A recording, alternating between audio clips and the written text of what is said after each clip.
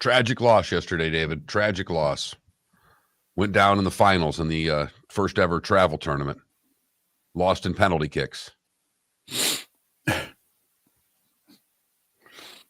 Does that mean no more travel? No, he signed us up for 2 more tournaments. Don't kid yourself. Okay.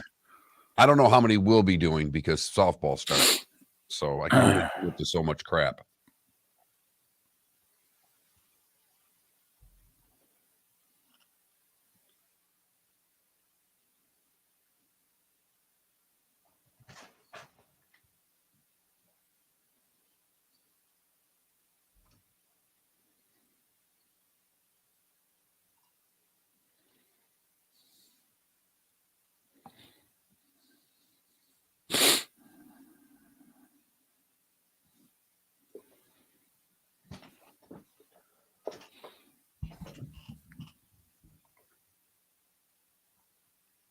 Felipe, is it just my headsets or are we really, really loud? You in normal spots? You're actually low. Okay. All right. I turned the headsets down too.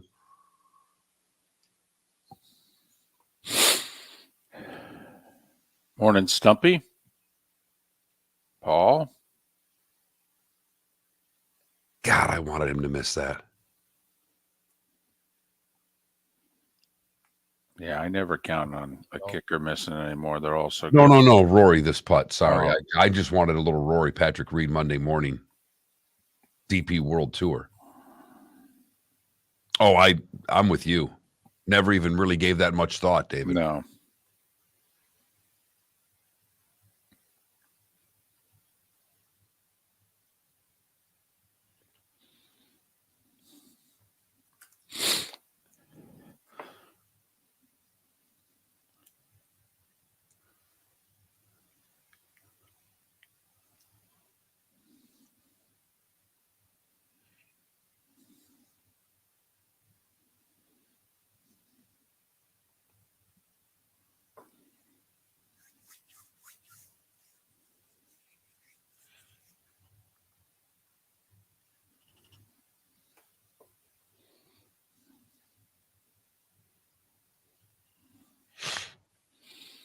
Yeah, Paul.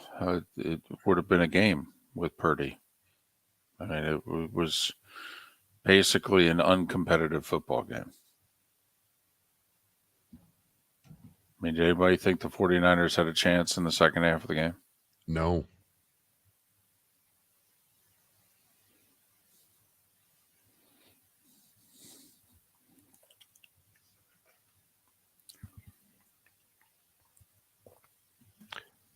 It was bummed out because you're just sitting there watching for the inevitable. Yeah.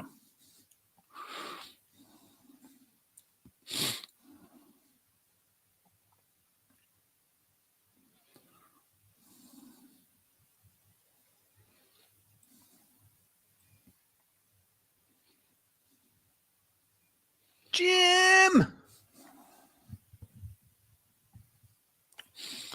Man, I had numerous people. I don't know. I had numerous people text me like I can't listen anymore. I've turned the volume off. One guy switched over to Westwood One and synced up the radio with his TV. I mean, with Jim Nance or Tony. Yeah. It's so annoying.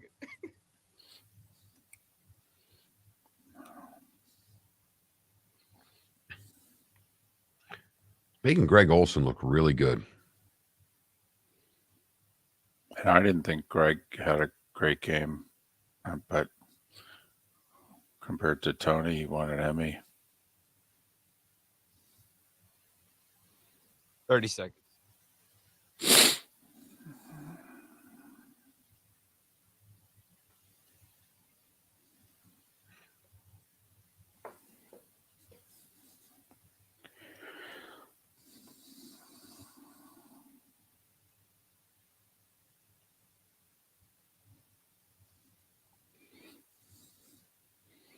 Yeah, he's had a very good playoff ball. Here we go.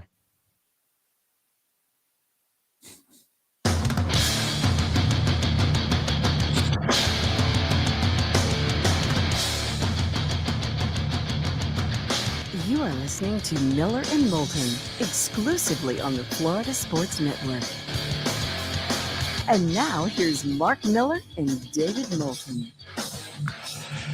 Top of the morning to you. Final Monday of January. And we are down to 2. Not just days in the month, but teams left in the football season. Miller and Moulton.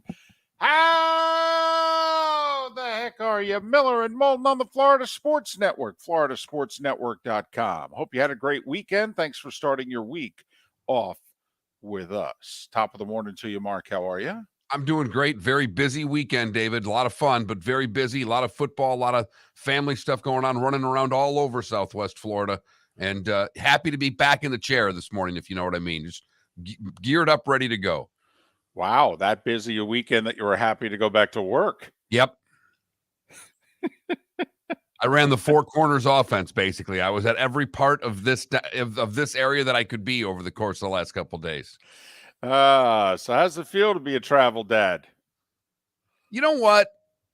It was such a fun weekend, and I'm very lucky. The parents that do it are all fun, but it was I didn't realize that people could get this intense over U9 soccer, and they can. Yes, they can. Yes, it's part of the reason we have the officiating shortage that we have in youth sports in this country is because the parents, well, they take it rather seriously. You'd have been proud of me, David, because I cheered loudly for one person yesterday. They were in the finals, and I cheered loudly for one person that was not my daughter. It was the referee. There you go. Because a couple of times the parents and she was great. She did a terrific job, but there were a couple of times that there were, close calls, and there would be an ooh or not, and she would just look at the parents like, this is a U9 soccer game, right? Right. And I'm making $25 and I get like a hot dog and a drink afterwards, right? Right. And the coach for the other team yelled something one time, and she just kind of rolled her eyes, and I just went very loudly, and she had a red top on, and I said, "Hang in there, Red. You're doing great out there." She looked at me, gave me a double thumbs up. It's like, I got your back. I've got your back out here. I know what you're making to do this. There you go. Outstanding. The same could not be said, though, for the folks wearing striped shirts yesterday. Good gracious. They had kind of a rough day, I'd say. It was rough 7 hours, I thought. David, upon further review, I'd like to restart the show because we actually didn't start it. Okay. And have another play. Let's have another play. How the heck are you? Miller and Moulton on this Monday. How you doing, Mark? Doing great, David. Great weekend. How about yourself? I'm doing just fine. 3rd and 9 for the Chiefs. Wait, what? Wait. What do you mean we're playing it over again? Okay. Well, when we were in the middle of the pattern, the guy pulled his Chevy out of the parking spot. It got in the way of the route. We had to stop it and do it over again. No, we didn't. By the time that happened, I'd already sacked you. That's what I thought was going on here. Like, wait a minute. Yeah, I know the lady pulled out of her parking spot, but you'd already sacked. The play was over. Don't tell me you were going to throw that bomb to Tommy there. Come on. You can't throw it that far. That's what I thought was going on here. I thought we were playing Nerf ball in the parking lot again. Whew. Well, I mean, it started with the, first drive of the day. 4th and 3 and the throw down the left sideline and Devontae Smith. And listen, I don't blame the officials for seeing that he trapped that ball. And I got to tell you, I don't blame Fox for not showing the replay immediately. All right. I mean, for those that are blaming Fox, you're wrong. There are numerous cameras that have numerous replays. And when a team's going hurry up, you maybe have time for 2 replays, usually 1. And the first replay they show usually is just a generic replay. But, Mark, to me, it's the flaw in the NFL replay really deal This is why I prefer the college replay system to the NFL, where the guy upstairs at a college game could see how Devontae Smith reacted and think to himself, he didn't act like a guy who made a catch there. He's acting like a guy who doesn't know if he made a catch, and he wants to make sure they get the snap off in time so we can't look at it. So I'm going to buzz down and take a look at it. And you and I, when it comes to replay, have been Saturday guys over Sunday guys for over a decade. We think it's the one thing that for sure they do better on Saturdays than they do on Sundays. So there's a few things that happened yesterday in which I think the NFL needs to, after the Super Bowl, obviously, really have a long chat with themselves about life and the pursuit of happiness. And are they really doing things properly? However, the most important penalty or call of the weekend was the personal foul that led to the field goal. That was a penalty. Yes. That was clearly a penalty. For those people out there that don't want that called because it determined the outcome of the game, no. What determined the outcome of the game was a defensive player shoving the quarterback after he was already out of bounds. We all know what that call is. And we all knew the moment that he hit him that the call was going to be made. But yet I saw a lot of people out there really complaining over that call. Yeah, which I don't get. I really don't get it. I mean, it's obvious. I understand your disappointment. You don't want to see a really close, intense game decided on a late hit, but don't know what to tell you. He hit him late. It was a dumb penalty. Yeah, you feel for the guy, and if you had no real rooting interest, you just wanted to see the game continue.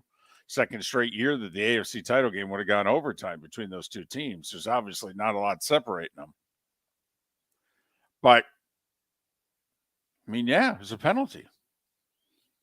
I mean, and then, the worst call and, late in a big game like this. You remember the Saints-Rams NFC Championship game from 4 years ago? Are you kidding? It literally cost the Saints a trip to the Super Bowl. No big deal or anything. So come on, take a deep breath. Yeah, bummer the game didn't go overtime. Don't know what to tell you. The Bengals screwed up.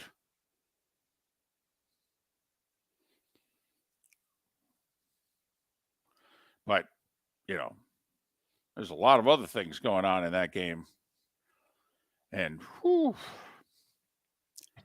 and then you got the big replay that was, I don't know, not shown in time, or, the Eagles were able to game the system, whatever it is you want to call it. But, do I think the officials determined, Mark, the outcome of either game? No. But do I think they had a good day? No. Mm-mm. Mm-mm. And now we have 2 1 seeds that have advanced to the Super Bowl. Compelling matchups, obviously. You got the Kelsey Bowl. You got the Andy Reid Bowl. You got both looking for their second Super Bowl in a very short span, whether it be the Chiefs 2 out of 4, the Eagles 2 out of 6. The whole Kelsey brothers thing to me is just remarkable. The odds are ridiculous. I really think you have a better chance of winning the Powerball than to have that happen. 2 Hall of Fame brothers playing against each other in the Super Bowl? Right. Like, the Mannings was ridiculous. They never played against each other. I mean, now the Kelsey brothers are going to be playing in the same game. I mean, if you're the parents, I guess one wears the one jersey, one wears the other. But honestly. So would be something if they both wore one jersey just to make it known that this one's the favorite.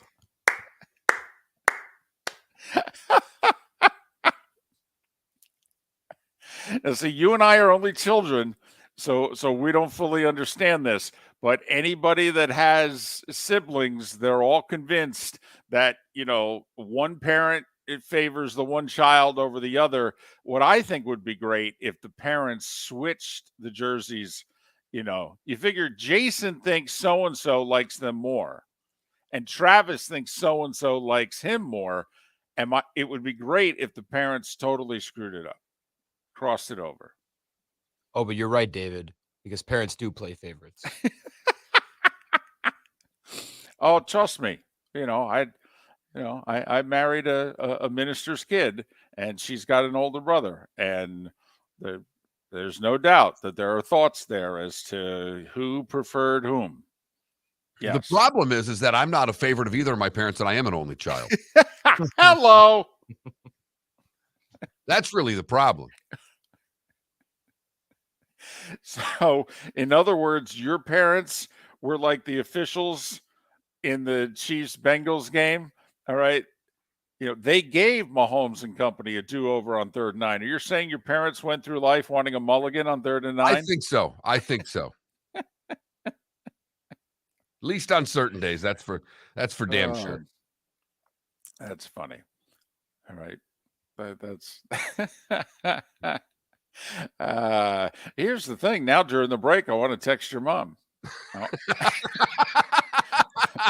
Good luck. Maybe she'll respond to you. I feel like Eli in that commercial. What, Mom? Mom, I'm right here. Miller and Moulton.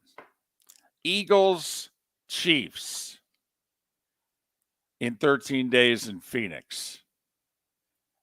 And there's already been, I don't want to say a controversy, but there's already been some news involving the game.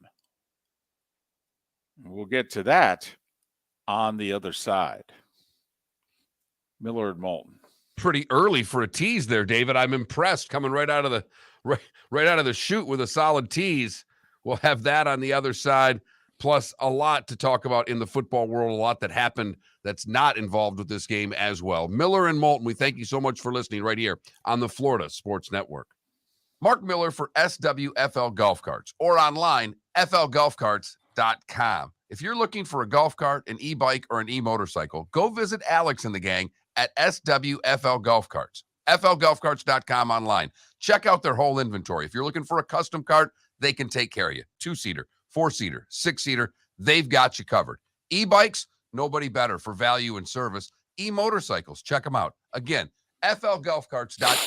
flgolfcarts.com. David Moulton for Napa Auto Parts, and Napa Filters. Insist on Napa filters for your vehicles, or if you're a do-it-yourselfer, only buy Napa filters. Napa has a filter for almost anything on earth that moves, whether it's motorcycles, foreign and domestic cars, vans, SUVs, earth-moving equipment. You get the idea. Napa Auto Parts, Napa filters. Insist on them for your vehicles, or if you're do-it-yourselfer, only buy Napa filters. Ladies and gentlemen, Excuse me. Hey, the line starts back here. Ma'am, if your party's not here, you're going to have to go around and get it. If you had the opportunity to avoid all this, wouldn't you?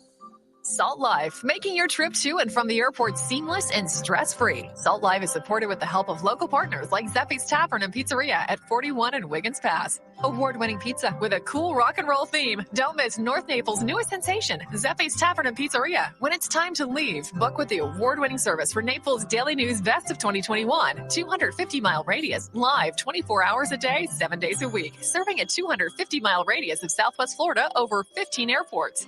Salt Life Transportation, the official transportation of the Miller and Moulton Morning Show. Book now, 239-308-8686, or online at saltlifetransportation.com.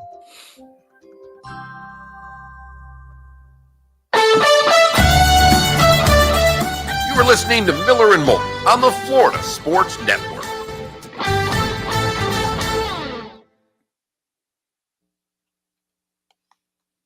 someone telling you that we weren't on locally? Yeah. Well, that person is capping. Well, Fictional radio. they listen the way they normally do, and when they hit the click live thing, they weren't getting anything. Was that the stream? I had 2 texts saying that, you guys on? Okay. Is that, you said locally, so that's that's not the stream. That's separate. And if it's through the ESPN Southwest Florida app, I can't control that. Well, but it wasn't. Right.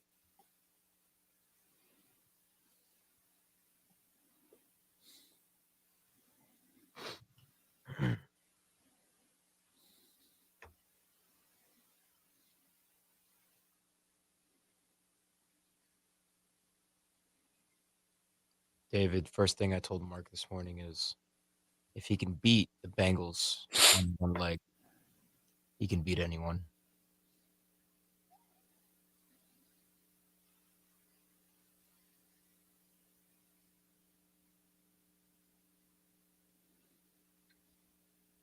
Now, If you're not spending every waking moment checking us out.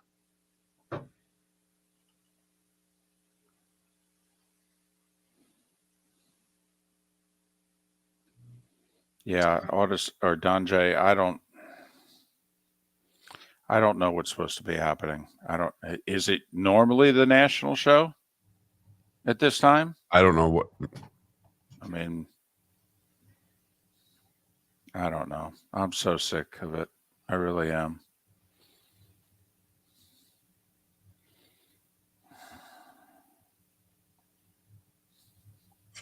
If you're not spending every waking moment checking us out online, have a good excuse. We've loaded up our website with stories, pics, videos, podcasts. Okay, never what, Don J? Is it never the local? Is it, help me out here. Spell it out for me, if you would, please. It appears that the website has become a lie. Get it now.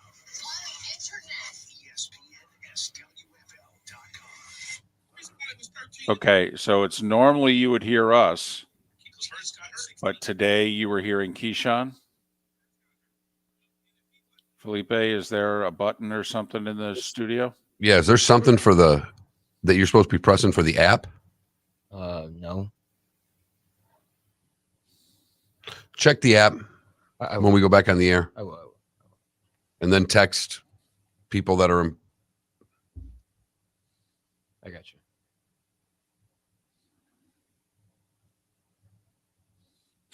Like I'm wondering, since they were carrying the games yesterday, is it possible that in taking the Westwood One feed, a certain button's pressed or something? Because they're not supposed to be able to stream Westwood One. So I'm wondering if they hit something to then make it so that their local station did not stream. Okay. I pressed a button that may have fixed it, but I'll let you guys know.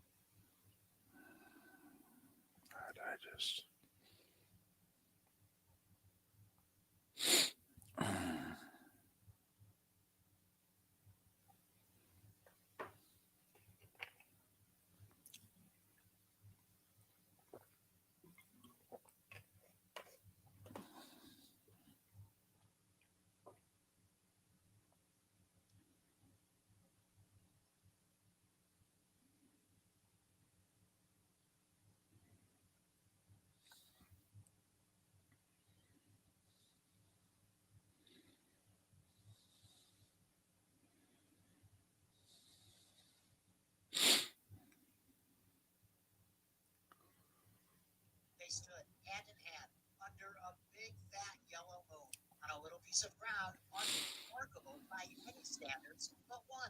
It was theirs, their own little piece of Tampa Bay. They'd stretched their pocketbooks impossibly thin for a notion to build a.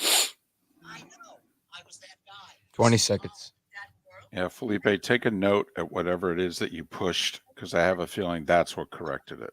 Okay. Yeah, we took a chance under that grapefruit moon, and on that land, we built a Holland Group, Retirement Wealth Advisors. Here we go.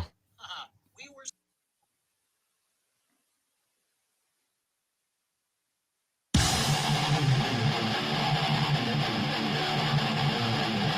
You're listening to Miller and Moulton, exclusively on the Florida Sports Network. 21 minutes past the hour, top of the morning to you. Miller and Moulton, Florida Sports Network, floridasportsnetwork.com. Text line always open, 24/7, 365, 21,000 is the text line, 21000. If by chance you've never sent us a text before, one time you need to send in the keyword to 21,000. The keyword is FSN Radio, all one word. 21,000. A lot to text about in the two games yesterday and everything around it, and a few of the things that took place over the sports weekend. But Mark, it's already been a wild ride.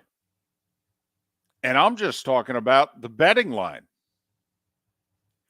While Nance was interviewing the Chiefs on the makeshift podium, Kansas City was anywhere from a 1.5 to a 2.5 point favorite, depending on where it is you looked. By the time Nance got done interviewing the Chiefs on the makeshift podium, it was a pick 'em in some places, or the Eagles were already favored in other. Right now, and I hesitate to say this because the line is seemingly fluctuating by the segment, Eagles favored by 1.5 could be 2-ish, depending on where you look. But already, Mark, we've had, and the over-under has moved anywhere from 1.5 to 2.5 points downward. Original over-under was around 51. Some places it went as low as 48.5. The consensus I'm seeing right now is 49.5. And that's what I have. I have the Eagles as a 2-point favorite. 49.5 is the over-under where I get my information. Now, I was surprised, for what it's worth, that the Chiefs, for however long it was that they were favored in this game, were in fact favored. And I say that, Mark, because there's a couple of services that you and I are on the email list of. One that I get a ton of stuff from is Bovada. And they sent out an email Saturday and then before the games on Sunday that basically said, listen, depending on the outcome of these games, this is what the opening line of the Super Bowl is going to be. And the Eagles were either a pick 'em or a slight favorite against either team. They were not a dog, according to Bovada. The Niners were an underdog against either team. The Eagles were not. So then when the Chiefs game ended, and Nance is talking to Kelsey, and he's doing his, rock impression. By the way, a very good one, I think. He's got a future if he chooses to go down that route. Well, I will say all the tight ends in our world right now Gronk first, jumped right in. Kelsey has it. Kittle has it as well. I mean, they all have the superpower to jump into wrestling if they want to. Yes. Kyle Pitts is going to have to really develop here. Okay. Maybe some facial hair, going to have to, just he'll start with being a target 10 times a game. Well, that would be nice if the Falcons would realize he's on the team and actually throw to him. That's true. Block less, throw to him more. Right. That's all. Right. Decoy less, target more. We digress. So anyway, Chiefs were a favorite. Eagles now a slight favorite. I mean, basically, it's likely going to remain under a field goal. So in all likelihood, you just bet who you think's going to win, because very rarely do we have a Super Bowl that's decided by less than a field goal. I mean, we can count those on the a few fingers.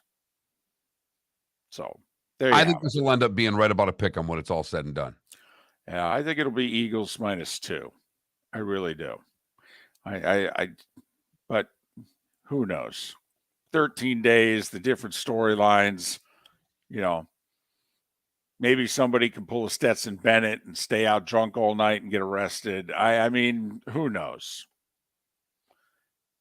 By the way, when you first heard that story, see, I didn't realize it was in Dallas. When I heard that he got picked up,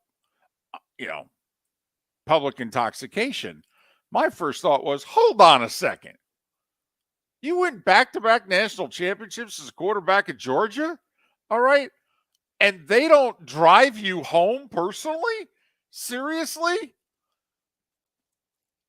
I mean, and I'm talking about in the whole damn state. They don't just pick you up and go, I'm sorry, Stetson, we'll take you home. Then I realized it was out of state. I'm like, oh, yeah, they don't care. But at first I'm thinking to myself, hold on a second. If you're Georgia, you got to re-examine this whole NIL program and everything. We can't get our back-to-back champion quarterback home. Who cares he's pounding on people's doors at 7 a.m.? Okay, people are supposed to open the door and say, good morning, Stetson. Would you like some coffee? Or would you like eggs? Oh, it's in Dallas. I'm sorry. Sorry. So I was a little shocked. I'm like, wow, this isn't as big a deal as I thought it was. So much for that insurance agency I was counting on. Meanwhile, now he'll be back in Georgia and they'll be like, don't worry, Stetson, never leave the state. Stuff like that will never happen to you here. Nope. Never. Miller and Moulton. So Eagles a slight favorite. Are you going to go with the Kelsey Bowl or the Andy Reid Bowl? Kelsey Bowl. Okay. The Andy Reid thing's going to get, I think we're going to hear so much about that it's going to get a little crazy by the time it's all said and done. Here's what I'm wondering. Has enough time gone by and also the Eagles have won one?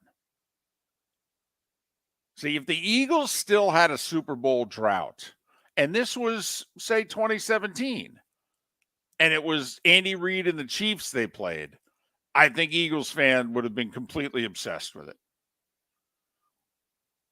Now, they've won one. They're back in the game. He's won one. Yes. I mean, the demons have been exercised, David. Right. I do think you're on to something there. I mean, it'll suck losing, but I got to be honest. If we were going to lose to anybody, that's the only guy I could semi-tolerate losing to. I think that's going to be the attitude of Eagles fan. Oh, I mean, I said semi-tolerate. That just means, they won't be behaving like the Cowboys fans were after they lost to the Niners. Nobody's breaking TVs. Nobody's throwing them out windows or anything. All right. This is Eagle fan we're talking about here. I understand, but like they just lost the World Series. They handled it. They handled it. It was disappointing, but that's sports. It happens. Also, I think now Eagles fans just kind of looking out of the side of their mouth like Chiefs fan going, man, we're going to go to this game semi-regularly, baby. We are good. They are. Would have liked to have seen them have to play a full football game. That's why I'm surprised at the line. They won. They won convincingly, but who did they beat? That's why I was. Well, and let's be honest. Between the first drive of the game, which is, hey, turns out the guy didn't catch the ball. Do we have to revisit our replay rule and procedure? We can't be having a team get away with one. Through no really, like Shanahan said, he saw one replay in the stadium on the scoreboard. And the angle he saw, he goes, it looked like a catch. That's why I didn't throw the red flag. And let's be honest, none of us saw the ball hit the ground until, quite frankly, after they scored the touchdown. After the touchdown, we came back from break and they said, hey, everybody. Look at this angle. But all of us sitting at home saw Devontae Smith get up and hurriedly take his two fists and pound them together like, hey, we got to hurry up. We got to line up. Something, I'm not sure I caught that. Miller and Moulton, the Florida Sports Network. David Moulton for Napa, Napa Auto Parts, and Napa Filters. Insist on Napa Filters for your vehicles, or if you're a do-it-yourselfer, only buy Napa filters. Napa has a filter for almost anything on earth that moves, whether it's motorcycles, foreign and domestic cars, vans, SUVs, earth-moving equipment. You get the idea. Napa Auto Parts, Napa filters. Insist on them for your vehicles, or if you're a do-it-yourselfer, only buy Napa filters. Yeah. Hi. Excuse me. Hey, the line starts back here. Ma'am, if your party's not here, you're going to have to go around again. If you had the opportunity to avoid all this, wouldn't you? Salt Life, making your trip to and from the airport seamless and stress-free. Salt Life is supported with the help of local partners like Zeffy's Tavern and Pizzeria at 41 and Wiggins Pass. Award-winning pizza with a cool rock and roll theme. Don't miss North Naples' newest sensation, Zeffy's Tavern and Pizzeria. When it's time to leave, book with the award-winning service for Naples Daily News Best of 2021. 250-mile radius, live 24 hours a day, 7 days a week. Serving a 250-mile radius of Southwest Florida over 15 airports. Salt Life Transportation, the official transportation of the Miller and Moulton Morning Show. Book now, 239-308-8686, or online at saltlifetransportation.com. Mark Miller for SWFL Golf Carts, or online, flgolfcarts.com. If you're looking for a golf cart, an e-bike, or an e-motorcycle, go visit Alex and the gang at SWFL Golf Carts. flgolfcarts.com online. Check out their whole inventory. If you're looking for a custom cart, they can take care of you. 2-seater, 4-seater, 6-seater, they've got you covered. E-bikes, nobody better for value and service. E-motorcycles, check them out. Again, flgolfcarts.com. flgolfcarts.com. You were listening to Miller and Moulton on the Florida Sports Network.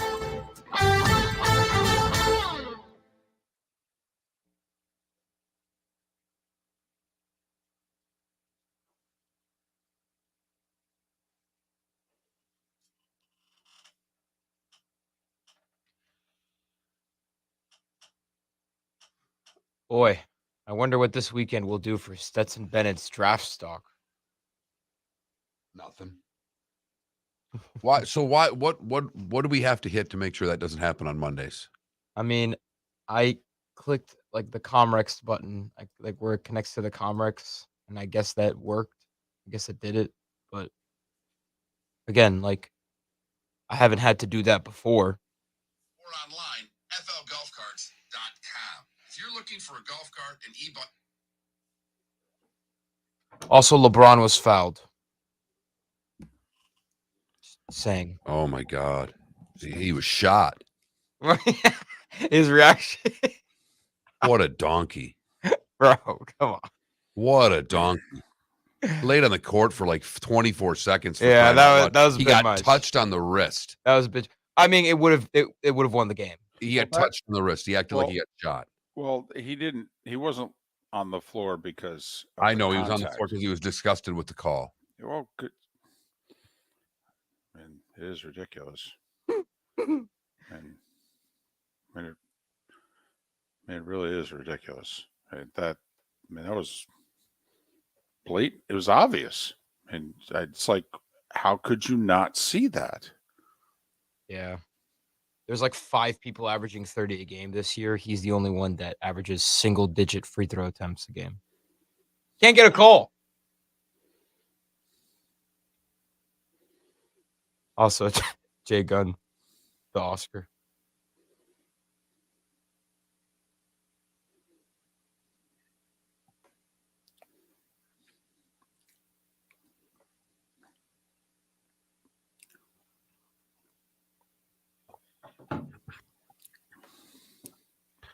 I will tell you this, David. This is the one thing I find funny. So out of the travel group, there's a couple.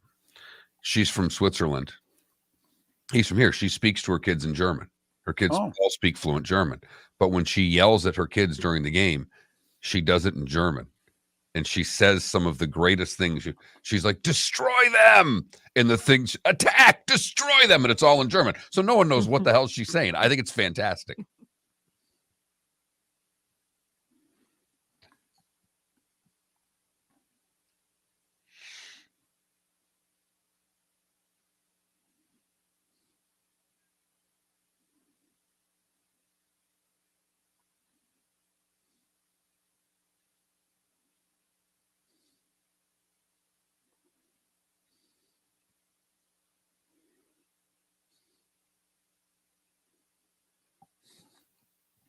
Oh my God, E. How funny was that's like one of the best technical fouls I've ever seen in my life.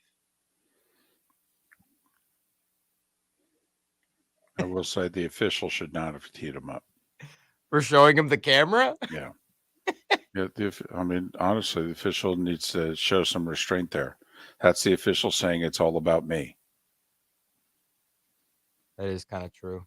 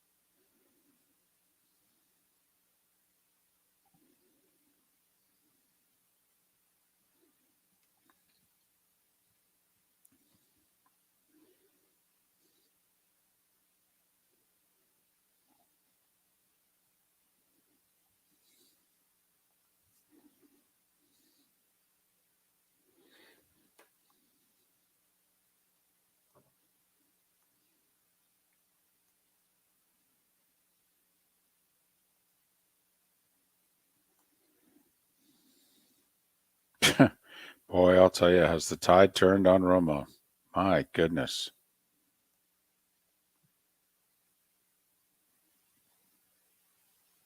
Here we go. He's got the Super Bowl next year.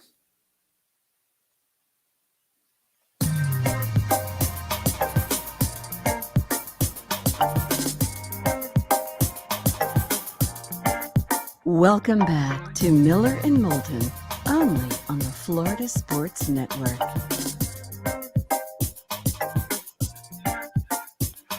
It's 22 minutes before the hour. Miller and Moulton, Florida Sports Network, floridasportsnetwork.com. It's just us today. Just us. No guests. Your thoughts, your comments on the two conference championship games, anything else that happened over the weekend. A lot to untangle with those conference championship games. And quite frankly, what took place in the NFL over the weekend outside of Niners, Eagles, Bengals, Chiefs. Right now it is time for The Starting Five.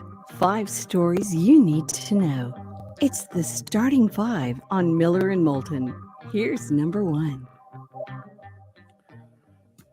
Philadelphia took care of San Francisco 31-7. Brock Purdy was perfect in the game, Mark. He was 4 for 4. Play he got hurt on ended up being a fumble. But you remember when Texas played Alabama, the BCS title game? It was 13 years ago. Colt McCoy took a hit in the first quarter. Texas was leading Alabama, actually. They were driving up and down the field. Bama made them settle for a couple field goals, but they were moving the ball on a vaunted Bama defense. And Colt McCoy got hurt, got hit, and he suffered the same thing that Purdy did. It just is nerve damage in his elbow, down his forearm. It couldn't feel his arm. Couldn't really grip the ball, throw the ball. And Longhorns had to use their second and third string quarterbacks, who weren't ready to play, and Alabama rolled them. Well, the same thing happened with the Niners. I mean, Josh Johnson, who's on about his 37th team. And, anyway, the Niners had 164 total yards, ended up turning it over 3 times. Hassan Reddick was a one-man wrecking crew. He had 2 sacks, a forced fumble, and a fumble recovery. It was no contest from mid-second quarter on. Eagles advanced to their second Super Bowl in the last 6 seasons, where they'll meet up with the Chiefs, who are in the big game for the 3rd time in 4 years. Patrick Mahomes was amazing. Just gutting it out. Clearly not 100%. Leg getting worse as the game went on. No running game to speak of. And yet he said, okay, I got to do this. 326 yards passing, 2 touchdowns. Then the 5-yard scramble. He gets hit late out of bounds with 8 seconds to go. Puts him in field goal range. Harrison Butker drills the 45-yarder. Chiefs 23-20. Eagles favored by 1.5 to 2. That could change by the time the segment's done. Over-under's down to 49.5. It's been as high as 51 and as low as 48.5. So you get the idea. Probably less than a field goal. Over-under right around 50. Place your bets accordingly. Wait for it to move. Whatever. Lot of other NFL news going on, Mark. Dolphins with a big win yesterday. Vic Fangio decides, you know what? I'll go to Miami. This could be my last job. I'm in my mid-60s. 3-year deal with a team option for the 4th year. Reportedly going to be the highest paid coordinator in the league. And who cares, right? If you're an owner. I mean, it's a multi-billion-dollar franchise. I mean, does it matter if he makes $2 million or $2.5 million? Seriously? Are we trying to win or not? Say a lot of things about Stephen Ross.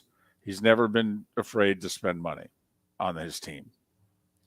Also, the Dolphins let it be known through NFL circles that they're not going to pursue Brady. Of course, I find it funny that apparently it's Chris Greer who's saying this. Like, does anybody think this is Chris Greer's decision? Nope. In fact, the deal could be getting done right now between Brady and Stephen Ross, and they can tell Chris Greer that here's your quarterback. In fact, Brady's probably calling Ross going, you know, I have to admit, I look even more appealing now that you have Vic. Okay, you know, I could make that case, Steve. You know, you want to do coffee? So the Cowboys got rid of Kellen Moore. That's pretty interesting. From the numbers standpoint, Kellen Moore, 4 years calling the plays in Dallas, has a pretty impressive resume. It's not often that an offense coordinator gets shown the door when the team was 4th in scoring in the league and you didn't have your starter for 5 of those 17 games. But Kellen Moore shown the door, as was quarterback coach Doug Nussmeier. So Dak's going to have a whole new entourage.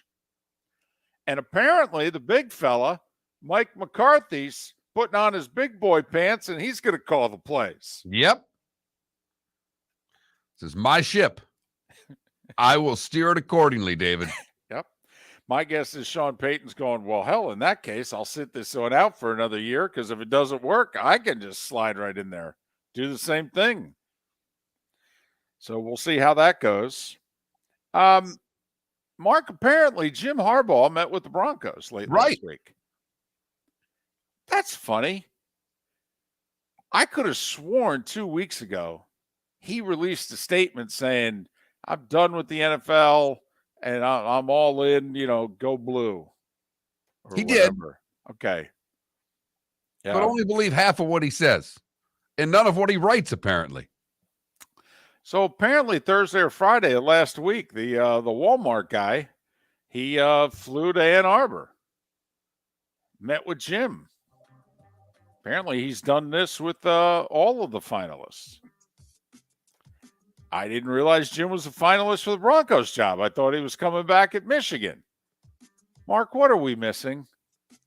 Jim really wants to go to the NFL, but no one will ask him to take the job. I know. He doesn't want to interview. He wants to be given a job. No one will give one to him. Well, I have to admit, I can't believe he can't beat out Jeff Saturday for the Colts job. I mean, you know, I could see why he's not feeling very good about himself. I mean, he helped blow the TCU game. Horrible game plan. Terrible in-game decisions. They only lost by 412 points in the title game to Georgia. And then now he can't beat out Jeff Saturday for the Colts job? Hey, did you hear the word, by the way, in Indianapolis? Apparently, it's Irsay's daughter. That's the power behind all of this. She's sitting in on all the owners' interviews. She apparently was wearing a headset the second half of the year. So, okay. Listen. She can't do any worse than him. Thank you. She can't. Thank you. She cannot. Thank you. No matter what you may be thinking and saying right now, there's no way she can do a worse job than her father. He is incompetent as an owner. Right. So, you know, Maybe we should stop with the one-liners.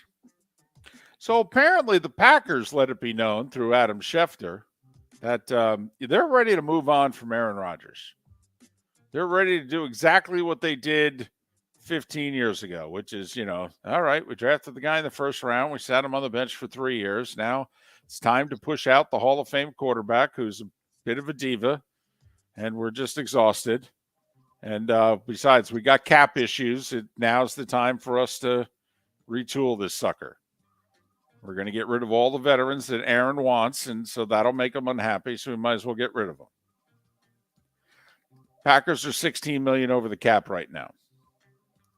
And Justin Herbert had surgery, torn labrum, left shoulder. He's right-handed, so it's not considered that big a deal. We mentioned it earlier. Georgia quarterback Stetson Bennett arrested public intoxication in Dallas a little after 7 a.m. Sunday. Apparently, he was pounding on doors, obviously looking for someone. I'm sure it was his longtime girlfriend. Sure, that's who he was looking for. No? Just couldn't find the right door. Exactly. I mean, we've all been there. Maybe not at 7 a.m. I have to admit, I've always been able to find the right door when the sun's up. I mean, dark, totally get it. It's 7:18 a.m. Come on, the sun's up. Canes fired their offense coordinator after 1 year, Josh Gaddis. That's interesting. It was a hell of a first year in Miami, wasn't it? Really went terribly. And 36-year-old James Laurinaitis signed on as a grad assistant at Ohio State.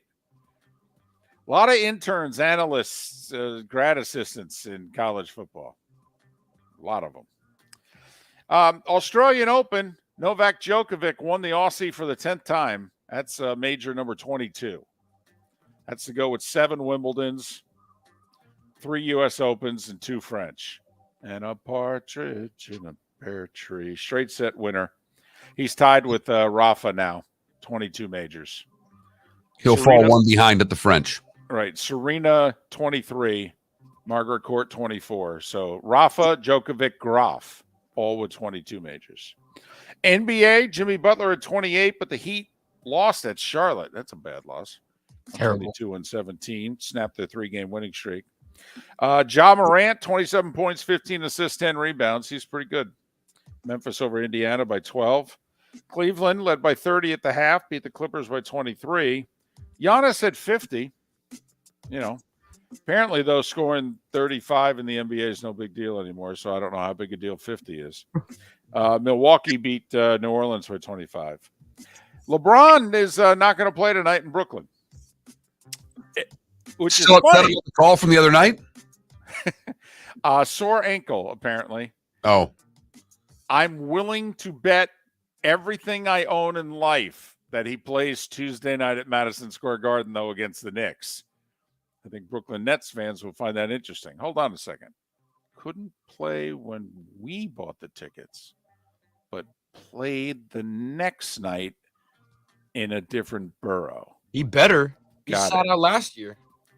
He's 117 points behind Kareem, and this now means that likely he will break Kareem, be the NBA's all-time leading scorer at home. He was on pace, based on him scoring around 30 a game, to break the record at New Orleans. NHL, Mark, the impossible has happened. The Bruins have lost 3 in a row. Break them up. One of them was in overtime, but remember, they lost Thursday night in Tampa. We were convinced they were going to beat the Panthers.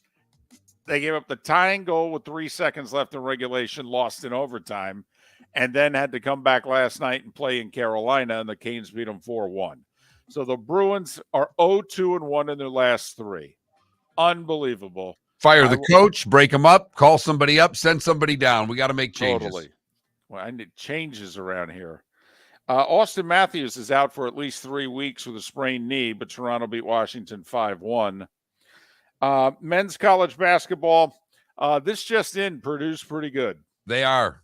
And they could be unanimous number one team in the country. They destroyed Michigan State yesterday, much worse than the 77-61 final.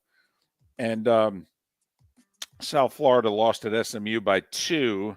They dropped to 9-13 on the season. Women's college hoops, South Carolina remains unbeaten. They're 21-0. And nationally ranked Florida State had a nice win against Duke by 13. The Miami women lost at Wake 55-52. And finally, Mark, I think it's your favorite story of the weekend. Remember, middle of last week, we had the tea controversy. And we don't mean sweetened or unsweetened, cold or hot. We mean golf tea. Patrick Reed flinging a tee at Rory McIlroy on the range. Uh-oh, they could throw down. Well, they were in Dubai, European Tour, which is now renamed the DP World Tour. Patrick Reed shoots a final round 65. He's in the clubhouse. And the guy he threw the tee at, Rory McIlroy, is probably going to have to face him in a playoff unless he makes his 15-footer for birdie in the win. And he drains the sucker. Rory, starting this year off the way he ended last year. Winning, baby. Tournaments that don't matter. Yeah. And just holding up the honor of the PGA and the DP World Tour. Well, and I want to congratulate Rory and the PGA Tour for that great win in Dubai in the Middle East. I thought golf's not supposed to have anything to do with the Middle East. Certainly not the PGA Tour or the DP World Tour. Right. Which is funny because I'm pretty sure the DP World Tour has their season-ending tour championship in Dubai. But I could be mistaken. By the way, Max Homa did win the Farmers Insurance Open at Torrey. Great win, too. He's a fun guy. Okay. I could root for Max Homa. In fact, he could be my new favorite guy. He could be the Ross Chastain of the PGA Tour. What do you say? You like that? Miller and Moulton, the Florida Sports Network. Yeah. Hi. Excuse me. Hey, the line starts back here. Ma'am, if your party's not here, you're going to have to go around again. If you had the opportunity to avoid all this, wouldn't you? Salt Life, making your trip to and from the airport seamless and stress-free. Salt Life is supported with the help of local partners like Zeffy's Tavern and Pizzeria at 41 and Wiggins Pass. Award-winning pizza with a cool rock and roll theme. Don't miss North Naples' newest sensation, Zeffy's Tavern and Pizzeria. When it's time to leave, book with the award-winning service for Naples Daily News Best of 2021. 250-mile radius, live 24 hours a day, 7 days a week. Serving a 250-mile radius of Southwest Florida over 15 airports. Salt Life Transportation, the official transportation of the Miller and Moulton Morning Show. Book now, 239-308-8686, or online at saltlifetransportation.com.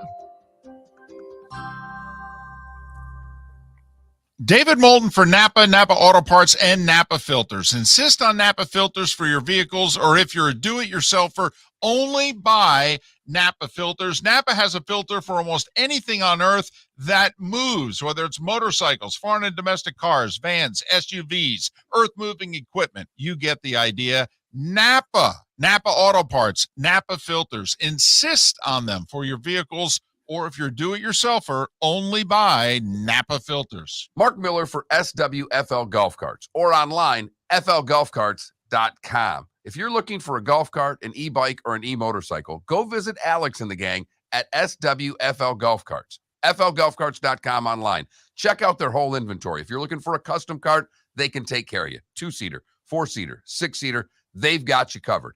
E-bikes, nobody better for value and service. E-motorcycles, check them out. Again, flgolfcarts.com. flgolfcarts.com.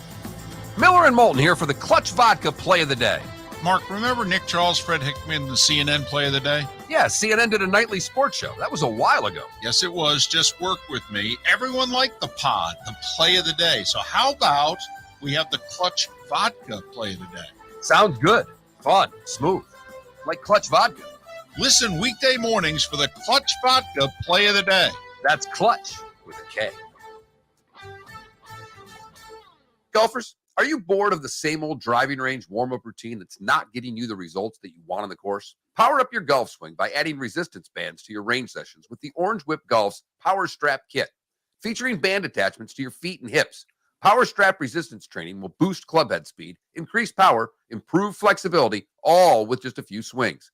Buy a Power Strap Kit today. Go to orangewhipgolf.com and use code Miller10 to receive an additional 10% off the already great price of $119.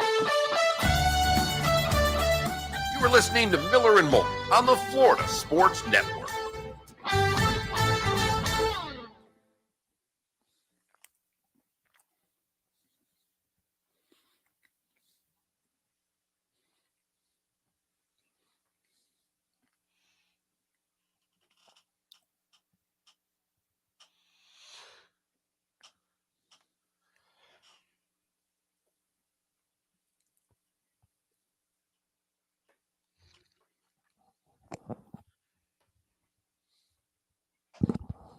No, Adam.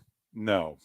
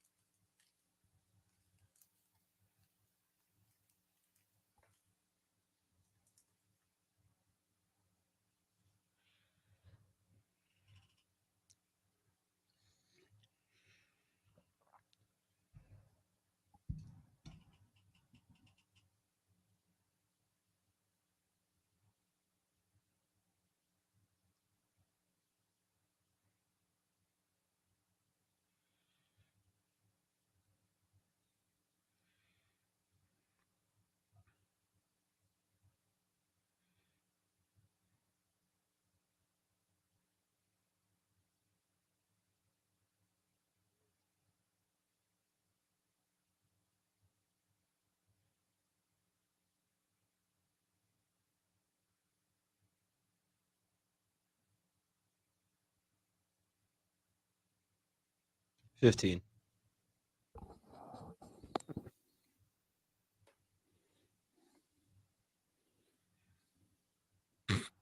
Here we go.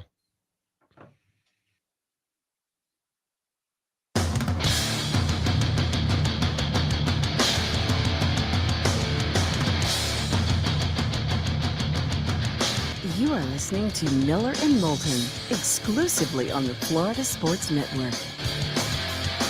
And now here's Mark Miller and David Moulton. Top of the morning to you. How the heck are you? Miller and Moulton, the Florida Sports Network, floridasportsnetwork.com.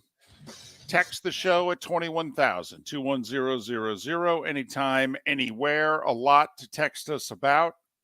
After the 2 conference championship games, one a blowout, one went down to basically the final play. Miller and Moulton have no problem with the late hit call. We thought it was obvious. Hey, 8 minutes to go first quarter, 8 seconds to go in a tied AFC championship game. A late hit's a late hit's a late hit. We didn't have any problem with it. Mark, you took note of how apparently there's a lot of people that have a problem with it. I mean, on Twitter, Doug Gottlieb, national radio show host, was probably the worst, but there were plenty of people on Twitter that thought there was no way that call should have been made. That you can't let the refs decide the game. The refs didn't decide the game in that moment. No, the linebacker for the Bengals did by hitting him. If he doesn't hit him, they're on the 42-yard line. It's a 60-yard field goal. They're not going to attempt it. They got to run one more play to try to get in field goal range. They don't have a timeout. But instead, the Bengals screwed it up. They couldn't keep the ball, by the way, at the end. Burrow with the intentional grounding. Accurate call, by the way. And listen, we both have issues with a lot of things the officials did and didn't do yesterday in both games. But the last 2 penalties of the game, Mark, I don't know about you. I thought they got them right. Both the running back and the receiver or tight end that were kept in on that play, as was pointed out, both jetted out, both released Yep. and left the pocket. Yep. So therefore, you just can't throw it at a guard's ankle and say that there's a running back there. No, there wasn't a running back within 10 yards of there. Now, on Mahomes' escape that he ran before he got hit, I thought at least one Cincinnati Bengal lineman, if not 2, were damn near tackled on the play. But that happens a lot in the National Football League. And I mean, we joke about how, sometimes late in games, we know the officials are not going to make certain calls. I mean, tough to expect a holding call with 20 seconds to go in that situation. Like, I think also that the DBs were probably allowed to get away with a little something, in the final couple minutes of that game, because they really don't want to throw the flag. But, you hit the quarterback out of bounds, But can we go all the way back to the NFC Championship game? There are 2 parts to that game that I think we need to discuss, and we may go one at a time. Let's go first drive of the game. 4th and 3. Eagles go for it. Pass down the sideline. Devontae Smith appears to make an outstanding leaping one-hand grab. As we now know, the ball hit the ground. He didn't catch it. None of us saw it live. None of us saw it on the first 2 replays that Fox showed. Now, you can criticize Fox for not showing the money shot, okay, until much later.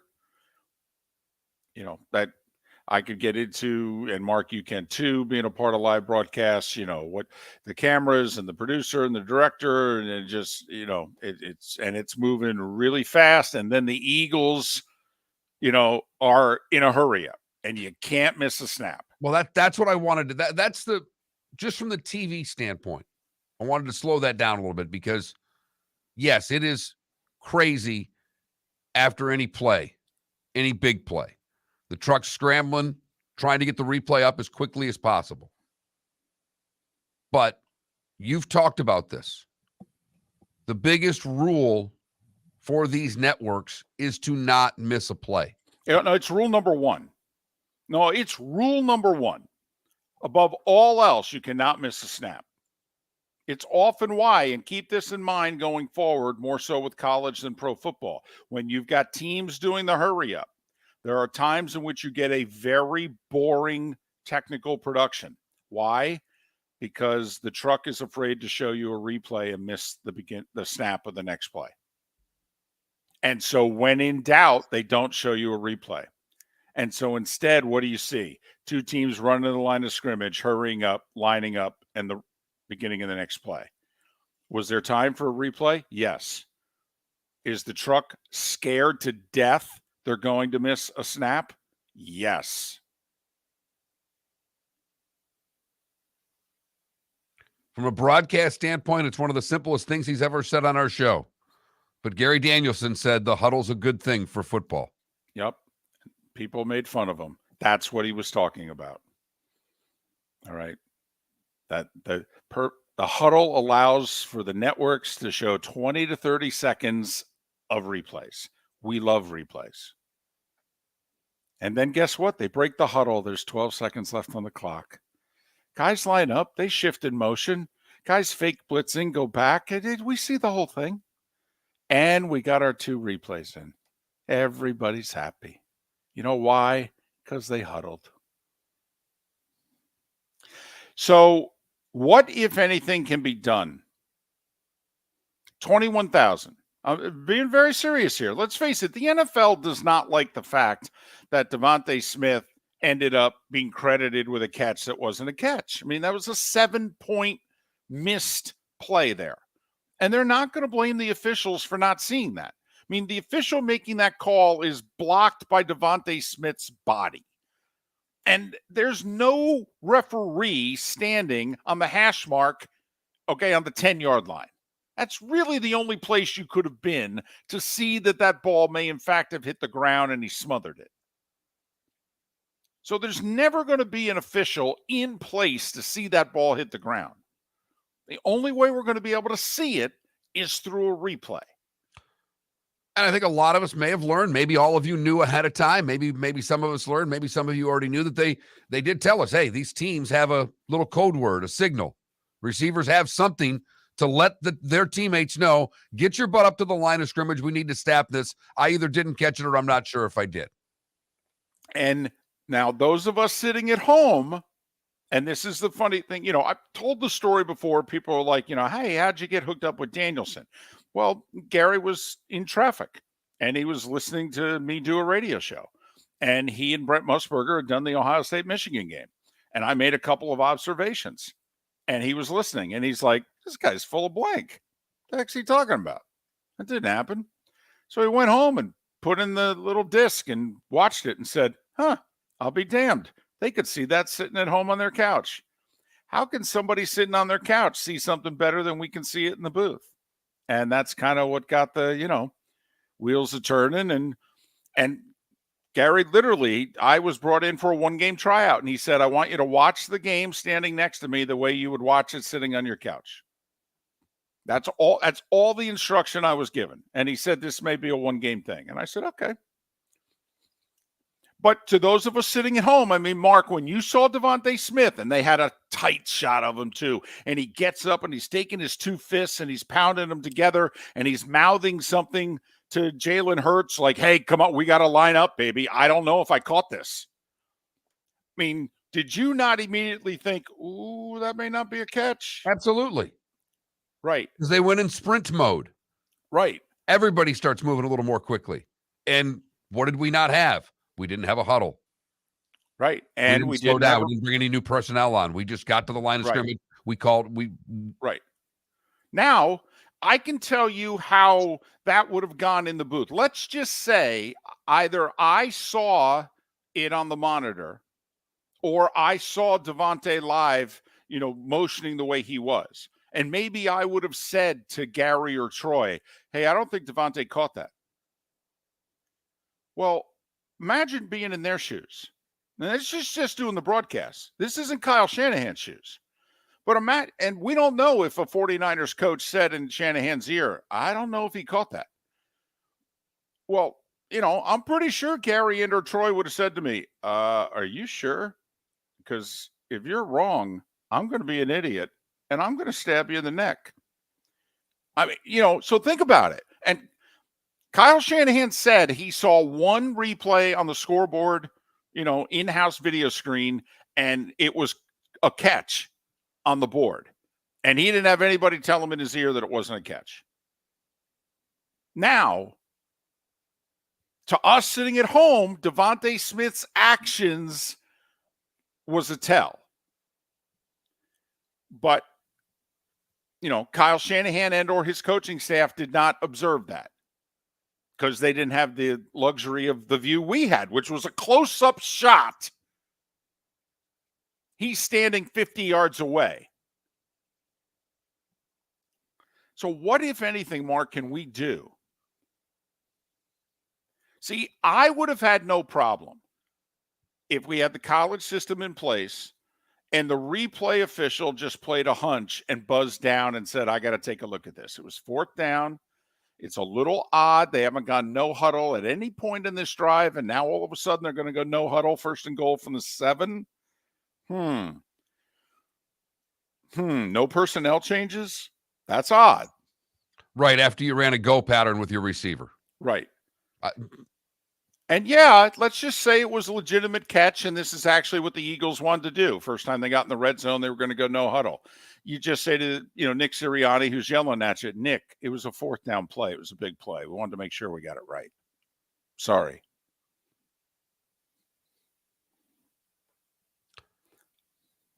It's really simple what you do. And I don't know if they ever will, because it would admit that they've been doing something wrong for a long time. They like the challenge system. For whatever reason, David, you and I are not big fans of the challenge system. We like the Saturday system. But for whatever reason, they like this challenge system. They like the drama that unfolds with it. They like the potential that a team could be wrong or be out of challenges. Why, I don't know. But I think they like their system, and changing it would admit failure. Well, there's no doubt they're not going to change it because they've had opportunities to do it, and they've never come close to changing it. Mark, be honest. You say the Saturday system was in place and you were the replay official. Would you have buzzed down, stopped the play, and taken a look at it? Because the replay officials are told to not get in the way of the flow of the game unless you're pretty damn sure. David, I think probably not, because there's an official. When you're watching it, that official's right there. He can't be in any better position. Turns out that the way the ball was caught, he didn't see it. But in the moment, you're watching an official make that call who's right there. So probably not. Miller and Moulton, what would you have done on the Florida Sports Network? David Moulton for Napa, Napa Auto Parts, and Napa Filters. Insist on Napa filters for your vehicles, or if you're a do-it-yourselfer, only buy Napa filters. Napa has a filter for almost anything on earth that moves, whether it's motorcycles, foreign and domestic cars, vans, SUVs, earth-moving equipment. You get the idea. Napa Auto Parts, Napa filters. Insist on them for your vehicles, or if you're a do-it-yourselfer, only buy Napa filters. Golfers, are you bored of the same old driving range warm-up routine that's not getting you the results that you want on the course? Power up your golf swing by adding resistance bands to your range sessions with the Orange Whip Golf's Power Strap Kit. Featuring band attachments to your feet and hips, Power Strap resistance training will boost clubhead speed, increase power, improve flexibility, all with just a few swings. Buy a Power Strap Kit today. Go to orangewhipgolf.com and use code Miller10 to receive an additional 10% off the already great price of $119. Miller and Moulton here for the Clutch Vodka Play of the Day. Mark, remember Nick Charles, Fred Hickman, the CNN Play of the Day? Yeah, CNN did a nightly sports show. That was a while ago. Yes, it was. Just work with me. Everyone liked the pod, the Play of the Day. So how about we have the Clutch Vodka Play of the Day? Sounds good. Fun. Smooth. Like Clutch Vodka. Listen weekday mornings for the Clutch Vodka Play of the Day. That's Clutch with a K. Mark Miller for SWFL Golf Carts, or online, flgolfcarts.com. If you're looking for a golf cart, an e-bike, or an e-motorcycle, go visit Alex and the gang at SWFL Golf Carts. flgolfcarts.com online. Check out their whole inventory. If you're looking for a custom cart, they can take care of you. 2-seater, 4-seater, 6-seater, they've got you covered. E-bikes, nobody better for value and service. E-motorcycles, check them out. Again, flgolfcarts.com. flgolfcarts.com. You were listening to Miller and Moulton on the Florida Sports Network.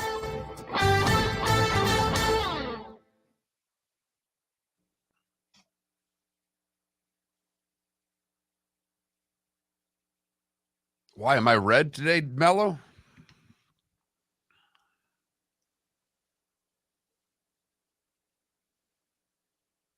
thought this was just my normal hue.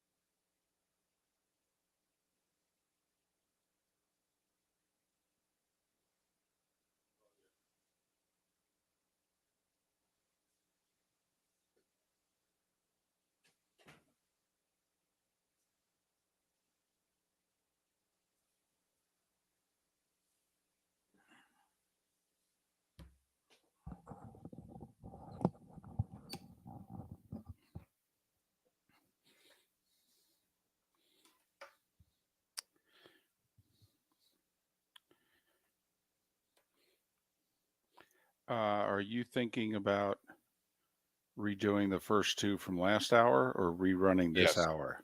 First two and Okay. I- Okay.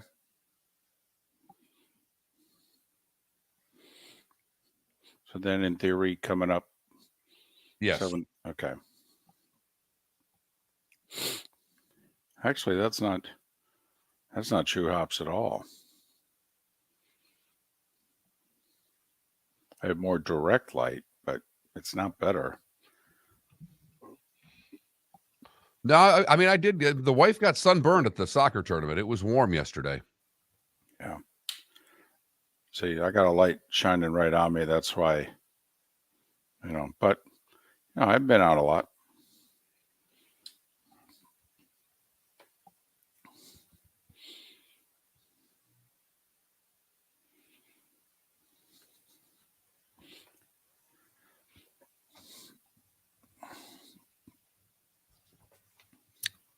Felipe, you ready?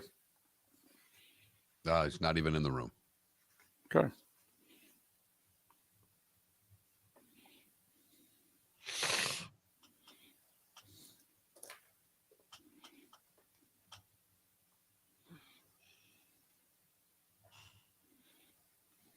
Just hoping my car's ready today. Been a week.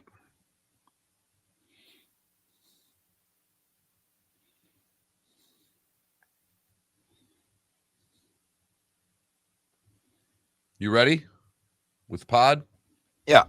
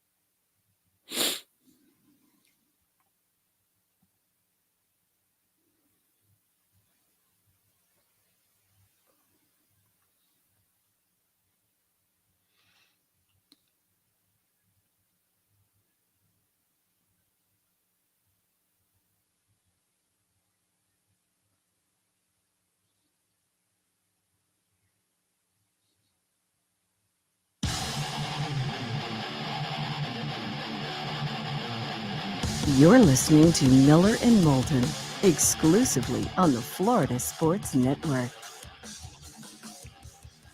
21 minutes past the hour. Miller and Moulton, Florida Sports Network, floridasportsnetwork.com. 21,000 is how you text the show. And we want to hear from you. What, if anything, would you do to change the NFL replay system so that Devontae Smith's non-catch would, in fact, have been caught? By the network / league. I will say, Mark, here's the one thing I'm confused about. I like when New York intercedes. And by New York, not the broadcast, but, Park Avenue, the NFL offices, when they call in and go, oh, yeah, that wasn't a catch. And all of a sudden they go, yeah, we huddled and we decided it was incomplete. And it saves us the minute and a half of, 7 replays and, also saves the coach potentially from having to challenge it. Like late third quarter in the AFC title game, Mahomes was clearly down, sacked before he threw a pass away. And Cincinnati had, Zach Taylor had already thrown the red challenge flag on the field. And all of a sudden it was like, yeah, the Bengals don't have to challenge. We realized it was a sack. But they do it on some plays and they don't do it on others. And it's kind of like, do you find yourself yelling at the TV going, hey, New York, change this? They interact when there's enough time for them to have enough replays and see it. Whereas the Saturday guy, David, as you said, has to make a determination based on sometimes a hunch. I mean, really and truly, the Saturday replay guy has to sometimes say, I just don't know. And sometimes they're wrong. Sometimes the Saturday replay guy buzzes down and it's nothing. And whatever the original call was stands. Right. And then the team with the balls yelling at the official going, this is great. You interrupted our flow here. Okay. Blah, blah, blah. And the referee looks at him and goes, wasn't me. It was the guy upstairs yelling at the wrong guy. And they got bosses too. They got people telling them, try not to interrupt the flow of the game unless you absolutely have to.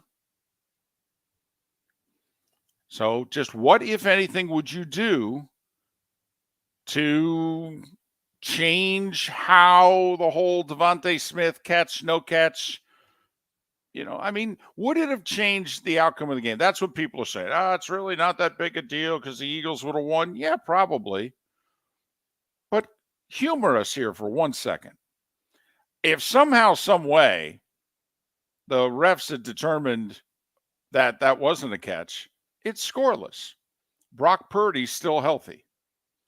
And they're getting the ball at midfield. Yeah, around the 40 anyway, right? But okay. Yeah. Right. And they're 30 yards away from a field goal, and it's a scoreless game. And let's just say they do nothing. And let's just say Brock Purdy gets hurt a few passes later. Instead of getting hurt down 7-0, if you want to play this out, the Niners would have taken a 7-0 lead mid-second quarter. And even if the Eagles responded the way they did with the long touchdown drive, do you think the Niners are calling the plays that they're calling with Josh Johnson with 2.5 minutes to go in the first half if it's 7-7? Instead, they were down 14-7. And they felt like we got to do something here. I think we all agreed that the Niners would have just, called plays to get out of the half. They would have taken 7-7. We get the ball to start the second half. But I think we all would agree that the score impacted the plays that Kyle Shanahan called. Now, with a fourth-string quarterback, even if it was 7-7, would the Niners have won the game? Probably not. And regardless of who was quarterbacking, using a tight end to block the best pass rusher for the Eagles didn't seem to be a prudent business move for the Niners yesterday. But a great business move for Hassan Reddick.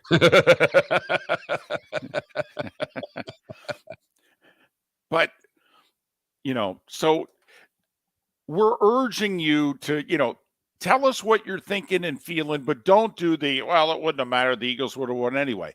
Yes, in all likelihood, the Eagles would have beaten Josh Johnson and the Niners. That's not our point. Our point is this could happen again in 13 days. And we want to try to avoid this happening, right? Big games, getting calls wrong. We have the technology in place to get the calls right. Don't we want to get them right? That's all.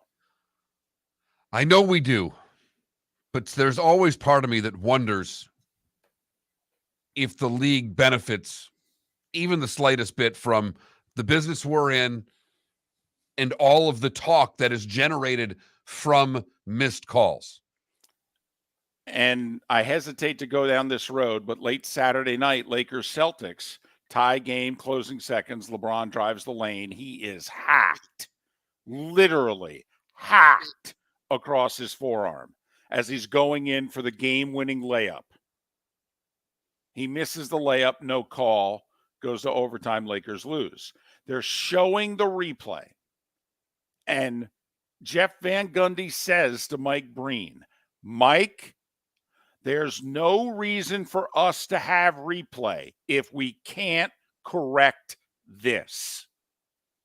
This is a game-determining blown call.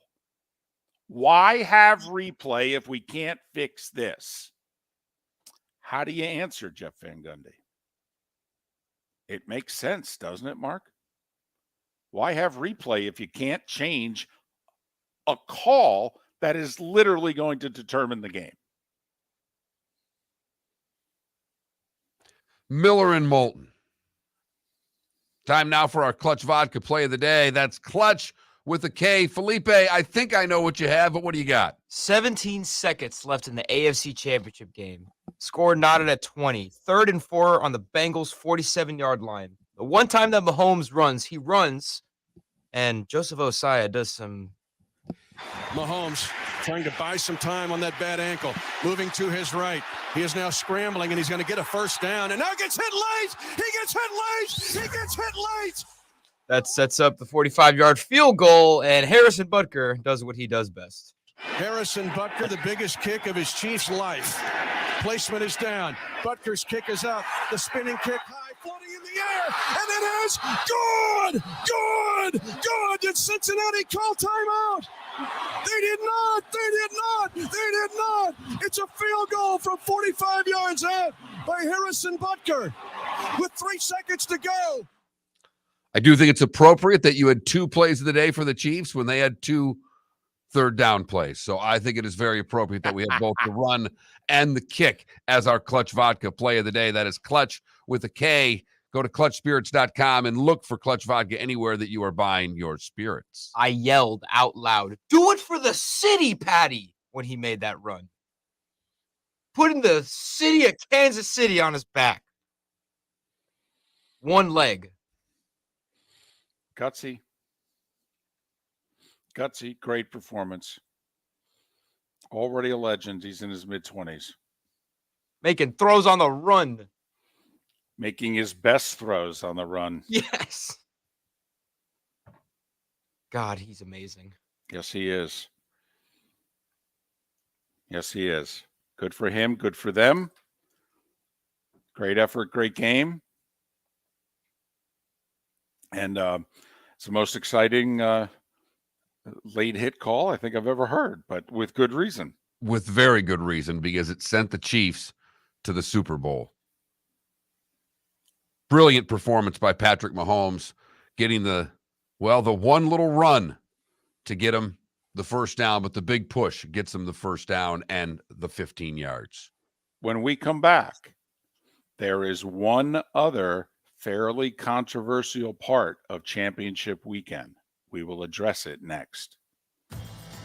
Miller and Moulton here for the Clutch Vodka play of the day.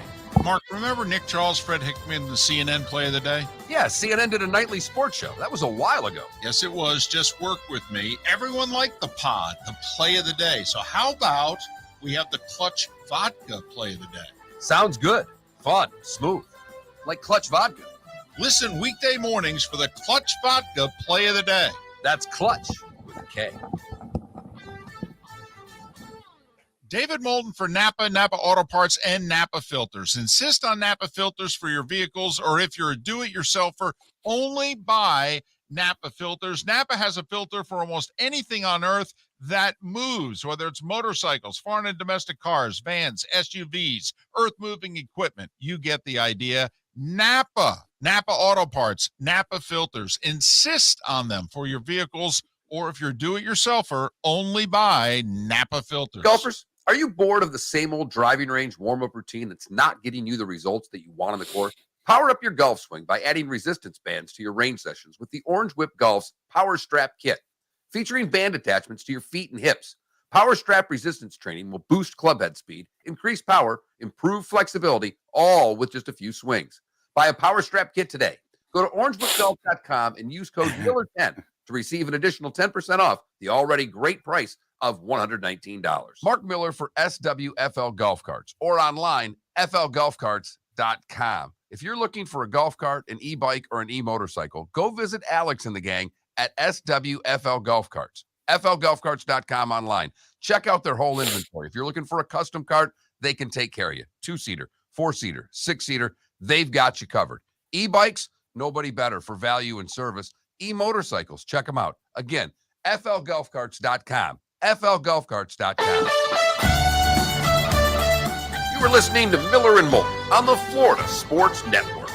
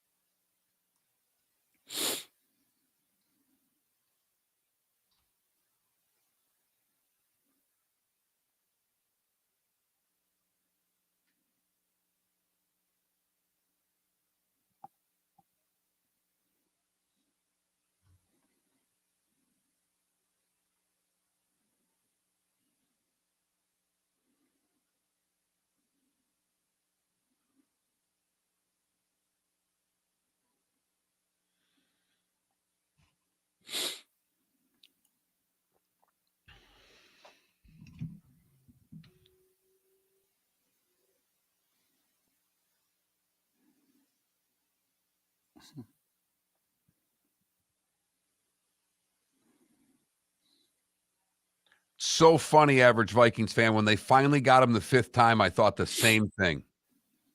Because they had the 4 sacks early, and then they don't have another sack until very late. And I'm like, I'll be damned. That 4-sack thing could hold.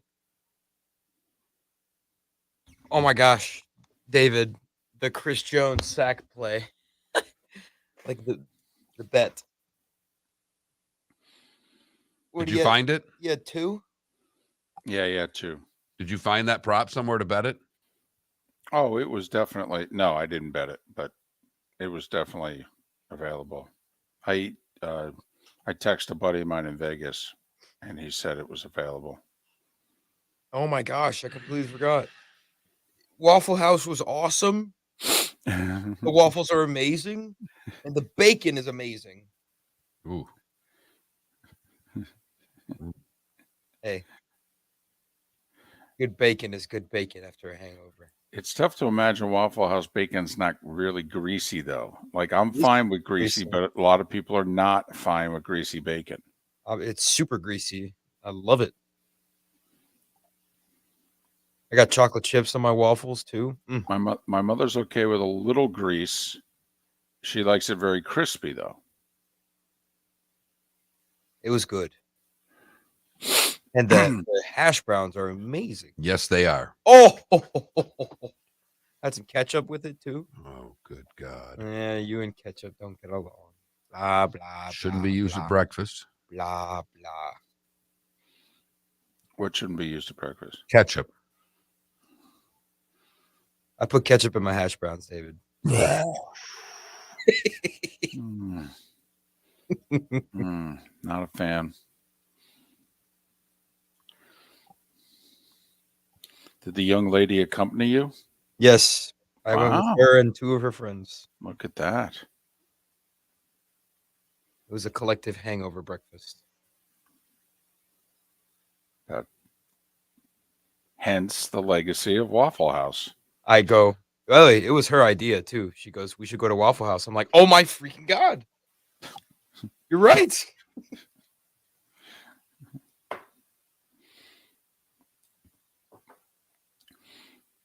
I have to admit, I think we're going to end up liking her more than you. Hey, Mark said so Valentine's Day. Well, she runs your show. She'll keep you around. You do know you are hitting a Cuban American right where he lives. You do know the macho, the machismo of a Cuban American. I mean, for you to say to him that she runs your show, I mean, you might as well call him a communist. You might as well call him a Celtics fan. Oh. I mean, seriously, you might as well say he likes the Patriots. I mean, you are just hitting him right where he lives, Mark. She runs his show. All right, let's talk more controversial things. Can't get much more controversial.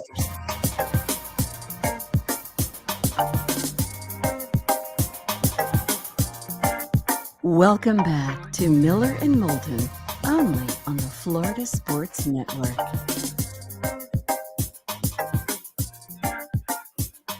It's 22 minutes before the hour. Thanks so much for being with us. Miller and Moulton, Florida Sports Network, floridasportsnetwork.com. A lot that we have covered today. Care to comment on it? 21,000-21000. That's the text line. And Mark, we have discussed at fairly decent length and asked for, hey, what is it you would do about instant replay in the NFL when we find out too late that a call was missed? Should we go to the college system? Should we, whatever? Or should we just accept that, hey, it's never going to be perfect. We need to deal with it. Well, there was another thing that happened in that Niners-Eagles game. And you and I have kicked this around a decent amount. And there are times when we bring things up and people say, guys, this is a little too mundane. It's a little too boring. And we're like, it's a little more important than you think, but okay. The third quarterback and or roster size.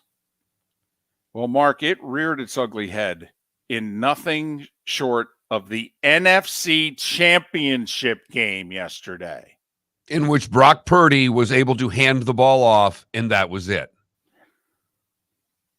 Now, most every team for most every game only activates 2 quarterbacks.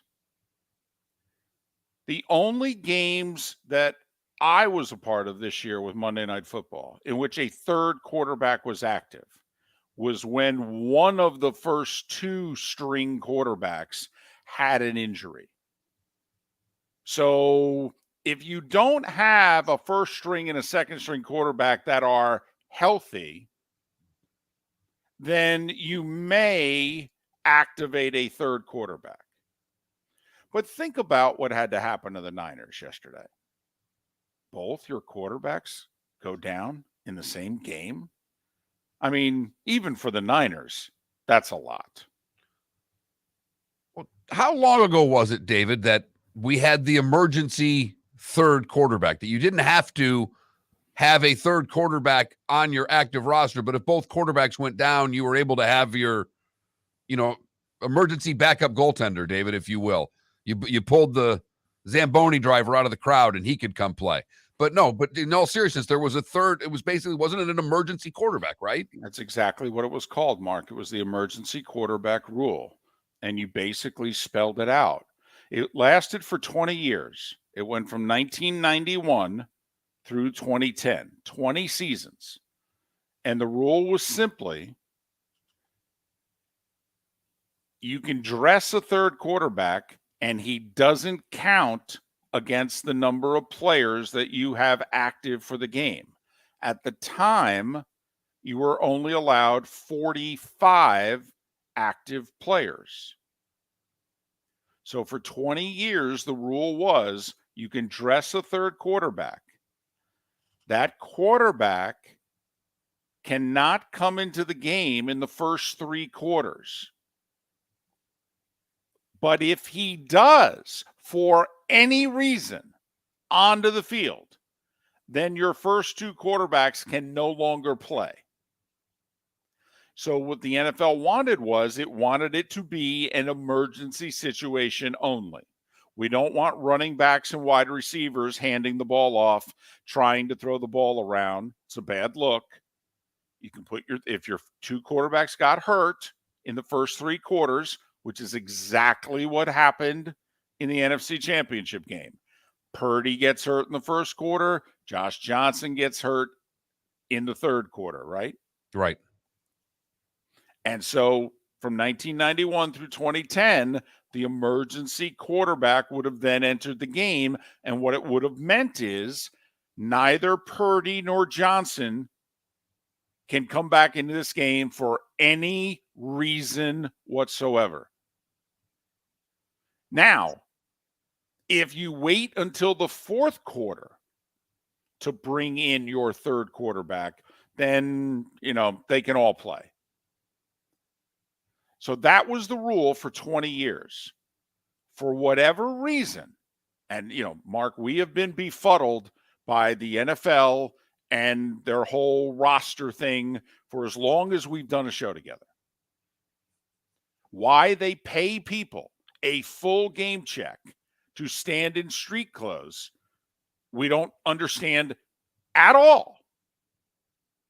And we don't understand their logic behind it, which is one team would have a competitive advantage because it makes no sense. Literally makes no sense. But in 2011, what the league decided was, because they were getting some blowback about, listen, I'd rather use the roster, and so they said, fine, we'll just add an extra guy. Now, instead of 45, it's 46. You do with that 46 spot whatever you want. You want it to be a third quarterback? Fine. You want it to be an extra corner, wide receiver, lineman? Fine. Shut up. No more emergency quarterbacks. Now you got 46 guys on game day. Okay? Activate whoever you want. That's what the league said 12 years ago. Boy, could we have used an emergency quarterback yesterday, huh? And I'm wondering, Mark, above all else, what is the NFL? It's a television product. First and foremost, it's a television product. And, Yes. Despite what you may think on how the game ended yesterday, it was 2020. And you think that game didn't do a monster? But if you're the NFL yesterday, that product, and Commissioner Goodell was at the game. That was a bad product.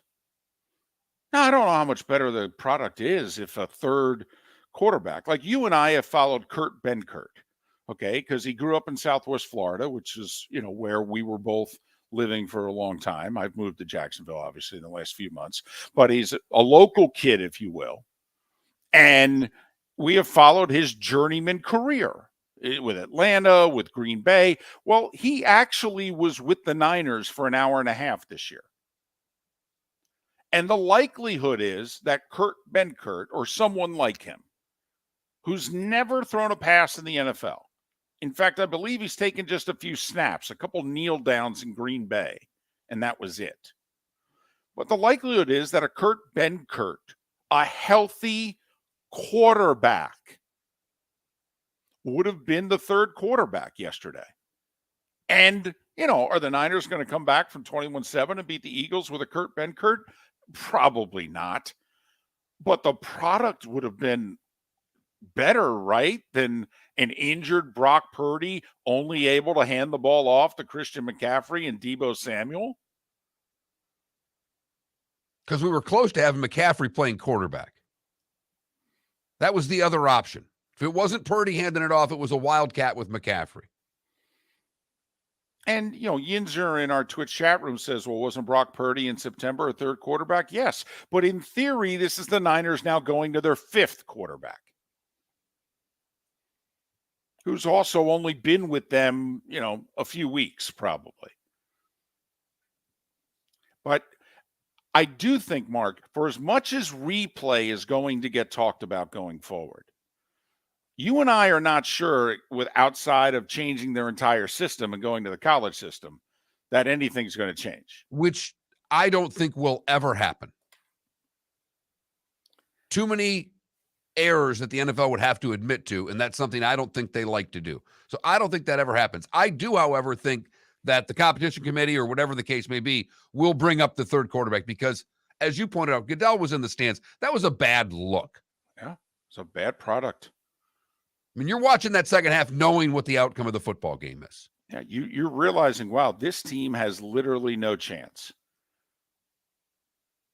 I mean, if you're the NFL, don't you at least want to have some mechanism in which a team can put a, quote, healthy quarterback, unquote, on the field? That's all this would do, is at least put a healthy quarterback on the field. Because if you're the league and the emergency quarterback gets hurt, you can go, what are the odds 3 quarterbacks are going to get hurt in the same game? Okay, we did all we could. That's just a bad day for so-and-so. But at least it would have been a quarterback in the game. I mean, Mark, the only time I can remember a big game that was playing out the way that game played out, it was the last, was it the first BCS title game? I think it was. I think it was the very first BCS championship game. Florida State went into the game against Tennessee with their top 2 quarterbacks injured. And so they had to play their third string quarterback. And they didn't have anybody who was a quarterback who was healthy on the roster besides him. And he got banged up and he wasn't very effective. And here was Florida State playing Tennessee for a national championship with a wide receiver running the offense. And it was 25 years ago. And I'm watching this going, NFL's got to do something about this. Now, our solution's real simple. You've got 53 guys on the active roster. They're all eligible to play every Sunday. Period. End of sentence. And with the increased practice squads, every team can get to 53 now. Yes. Most every team's at least 51.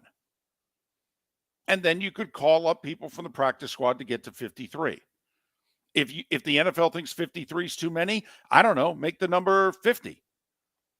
But we think it should be simple. Why should they pay up to 7 guys a full game check to not play? And it's a full check. The guy in street clothes gets the same amount of money, all right, as Fletcher Cox got yesterday to play 50 snaps. To us, that seems asinine. And we're not even the ones writing the checks. And we don't care about the money. No. It just doesn't. To us, the reason we keep bringing the money up is these owners have all done well in life. They've all run businesses. You don't think that they run whatever department they have. Hey, top 5 finance guys, you're taking Friday off. We don't need you today. Come to work and just stand there and don't contribute. Now, for a lot of us, that's a normal Friday. We stand around and don't contribute at the office. We've all been there. We just try not to get caught standing around. We don't want them to fully realize that we're not contributing.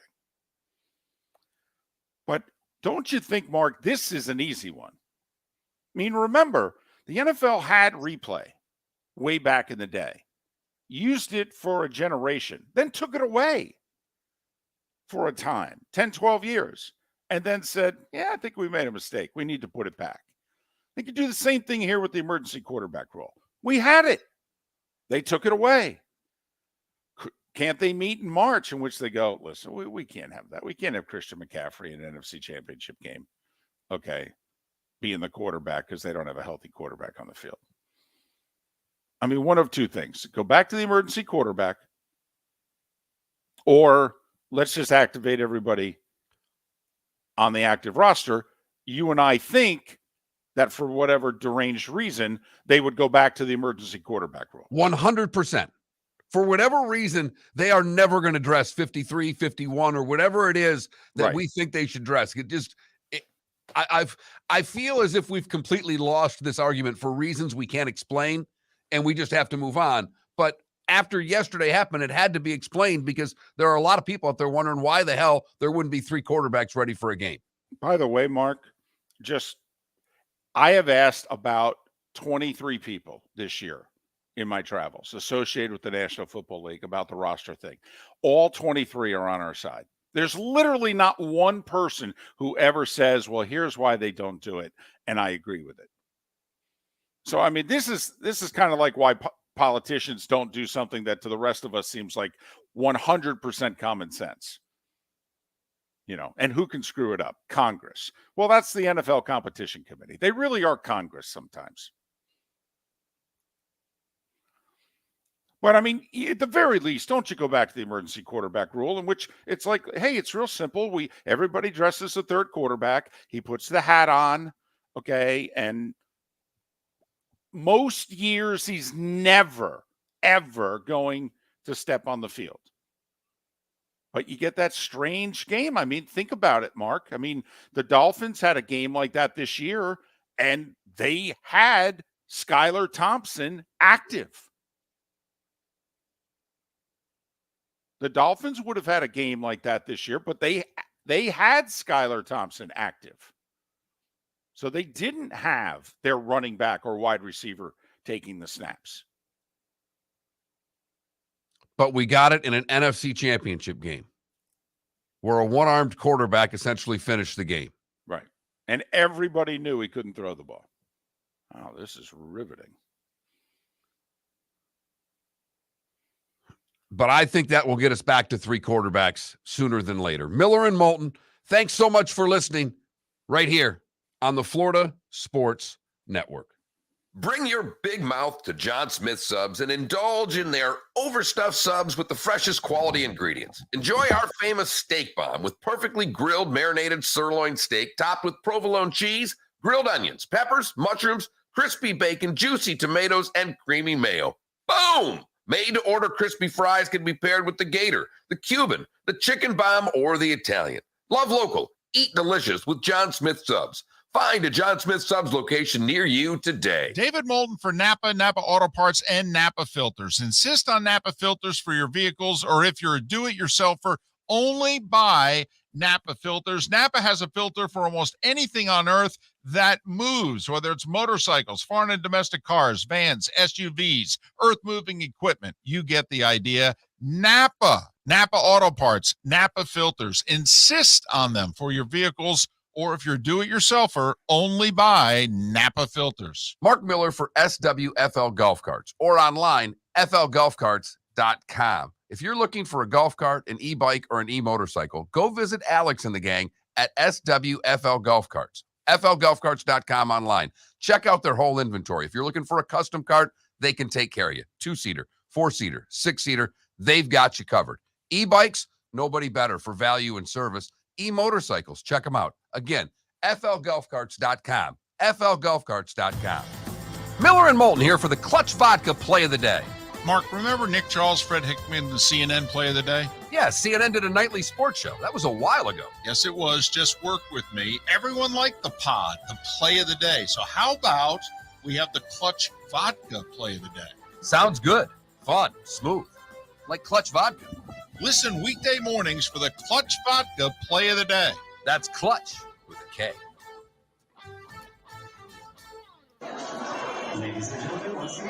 Yeah. Hi. Excuse me. Hey, the line starts back here. Ma'am, if your party's not here, you're going to have to go around again. If you had the opportunity to avoid all this, wouldn't you? Salt Life, making your trip to and from the airport seamless and stress-free. Salt Life is supported with the help of local partners like Zeffy's Tavern and Pizzeria at 41 and Wiggins Pass. Award-winning pizza with a cool rock and roll theme. Don't miss North Naples' newest sensation, Zeffy's Tavern and Pizzeria. When it's time to leave, book with the award-winning service for Naples Daily News Best of 2021. 250-mile radius, live 24 hours a day, 7 days a week. Serving a 250-mile radius of Southwest Florida over 15 airports. Salt Life Transportation, the official transportation of the Miller and Moulton Morning Show. Book now, 239-308-8686, or online at saltlifetransportation.com.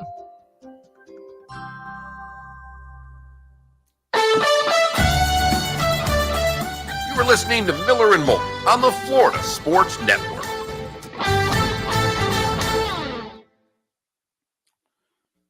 So Gandhi was assassinated today. Bloody Sunday was today. And FDR was born today.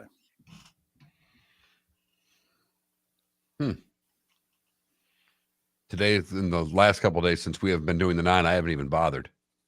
Saturday was the Challenger anniversary. Mm-hmm. I saw that. I was in computer class when Father Landermeyer came over the PA system. I had just woken up. I had partied hard last night of break and was going to get up and drive back to college. Was eating lunch, sitting in my mom's living room. She had a TV at the time. And I watched it unfold, and for a few seconds, my brain didn't really compute it. I'm like, that doesn't look good. Never seen that before.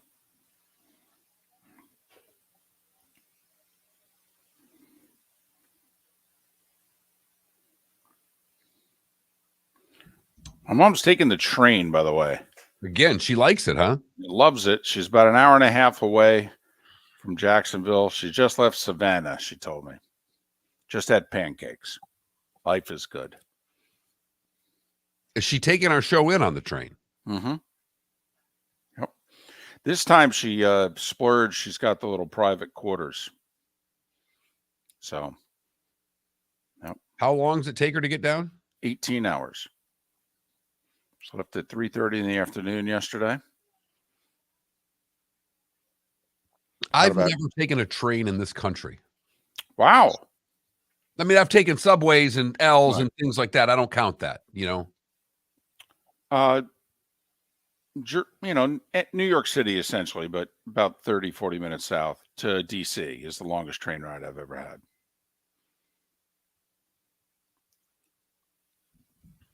I took the express. It moves. Apparently, there's like 16 or 17 stops. So it averages about a stop an hour, but there are long stretches where there's no stop, and then there's like a series of stops. But yeah, my mom loved it. This is the third time she's taken the train. First time she got lucky, nobody sat next to her. Second time, somebody was sitting next to her. And she just decided, I'll pay the money so that nobody sits next to me. 1 minute. I mean, she had like shrimp and a piece of fish last night. I mean, for dinner. She said it was terrific. I'm like, wow.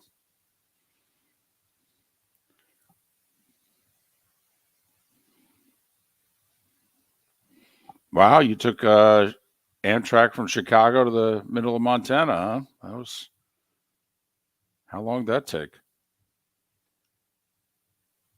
I will say, Mark, I took a 20-hour bus ride once from Scranton, PA to De Pere, Wisconsin. That was a joy. It was 19. That's all right. I took a 24-hour bus ride once from Raleigh to Nashville because of snow. We were in Knoxville for 14 hours. Oh, jeez. Here we go. Hockey, huh?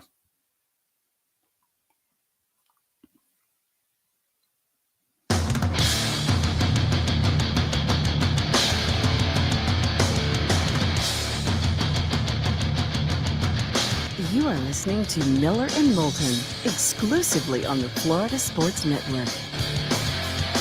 And now here's Mark Miller and David Moulton. Third and final hour of Miller and Moulton, at least in Lake City and surrounding areas, Tampa, St. Pete, Port Charlotte to Venice. Halfway home in the 239, Miller and Moulton, the Florida Sports Network, floridasportsnetwork.com. We've talked a lot about the AFC and NFC championship games, some of the controversies, the officiating, the greatness of Mahomes, and how terrific the Chiefs and the Bengals. I mean, they've played 4 times, every single one of them decided by a field goal in the last 2 years. I mean, you okay if we get a couple more years of Chiefs Bengals, if this becomes Cowboys Niners of the early to mid 90s? You okay with this? I'm fine with it, but Doll fan and Bills fan, and there's a few other fan bases out there that don't really like the idea of that, David. Well, that's why I asked you, because you're neutral. You're just, you're a fan. You want to see good games. Sign me up for a decade of this. You mentioned the Dolphins, by the way. They made some news over the weekend. Reportedly, they moved on from Brady. That was the last year thing. They've moved on with it. They're all in with Tua. Can we just stop for a second? Mark, do you think that that's the right decision, a smart decision by the Dolphins? Yes, I do. Why? I don't think Tom has it anymore. I thought what we watched was a guy that has passed his prime. I understand that he probably passed his prime a few years ago, but that guy doesn't want to be hit. And I get it. None of us want to be hit. No one wants to get hit. But when you play that sport and play that position, at some point you have to take some contact, and he wants nothing to do with it. It's almost like I've been saying this. Okay. And the reason why I think that the Dolphins are unbelievably wrong and short-sighted is if Tua was a sure thing, and I don't mean in ability, I mean physically. If Tua was a sure thing, then okay, sure. But to me, this is a bit of organizational malpractice. Honestly, it's nothing short of this in my eyes. If you are going to put all your eggs in the basket of a guy who's not healthy enough to play in the Pro Bowl, that's a flag football game, by the way, just so you know. There's no helmets and shoulder pads involved in that game anymore. He's not healthy enough to participate in the Pro Bowl. 3 concussions last year. We all know that. This is the 4th consecutive season that he has been unable to play a full season because of injury.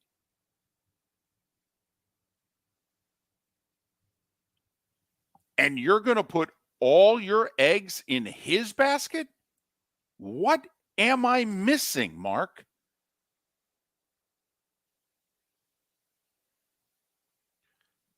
You're not missing anything when it comes to Tua. So what are they doing then? If I'm fine with you and Felipe and anybody else, you're done with Brady. He's a year removed from finishing second in the MVP. But okay, fine, you're done with him. I get it. If Tua's your number one, though, we all know the list of backup quarterbacks. Fine, they go out and they do better than Teddy Bridgewater. Who? First off, you got to remember, you're going to convince Mike White, Gardner Minshew, Baker Mayfield. He thinks Baker's going to start somewhere. We already went through that last week. We went through the exercise of the number of jobs that are available and the number of quarterbacks that are out there. So Baker can walk into somewhere and vie for being a starter. Jameis? No, seriously, this is... we all thought, let's be honest, we all thought the Teddy Bridgewater signing was a good signing. He turned out to be, just a paper doll. Honestly, the guy couldn't even get to the stadium healthy. So you can't count on him either. Fine. Skylar Thompson right now is a third-string quarterback. You can't count on Tua and Skylar Thompson, right? I mean, come on. But what are you going to get? You're not going to get somebody as good as Tua as your backup. And my question is, what I would do, I should say, is I would go with Brady and have Tua be his backup. I would not pick up Tua's fifth-year option.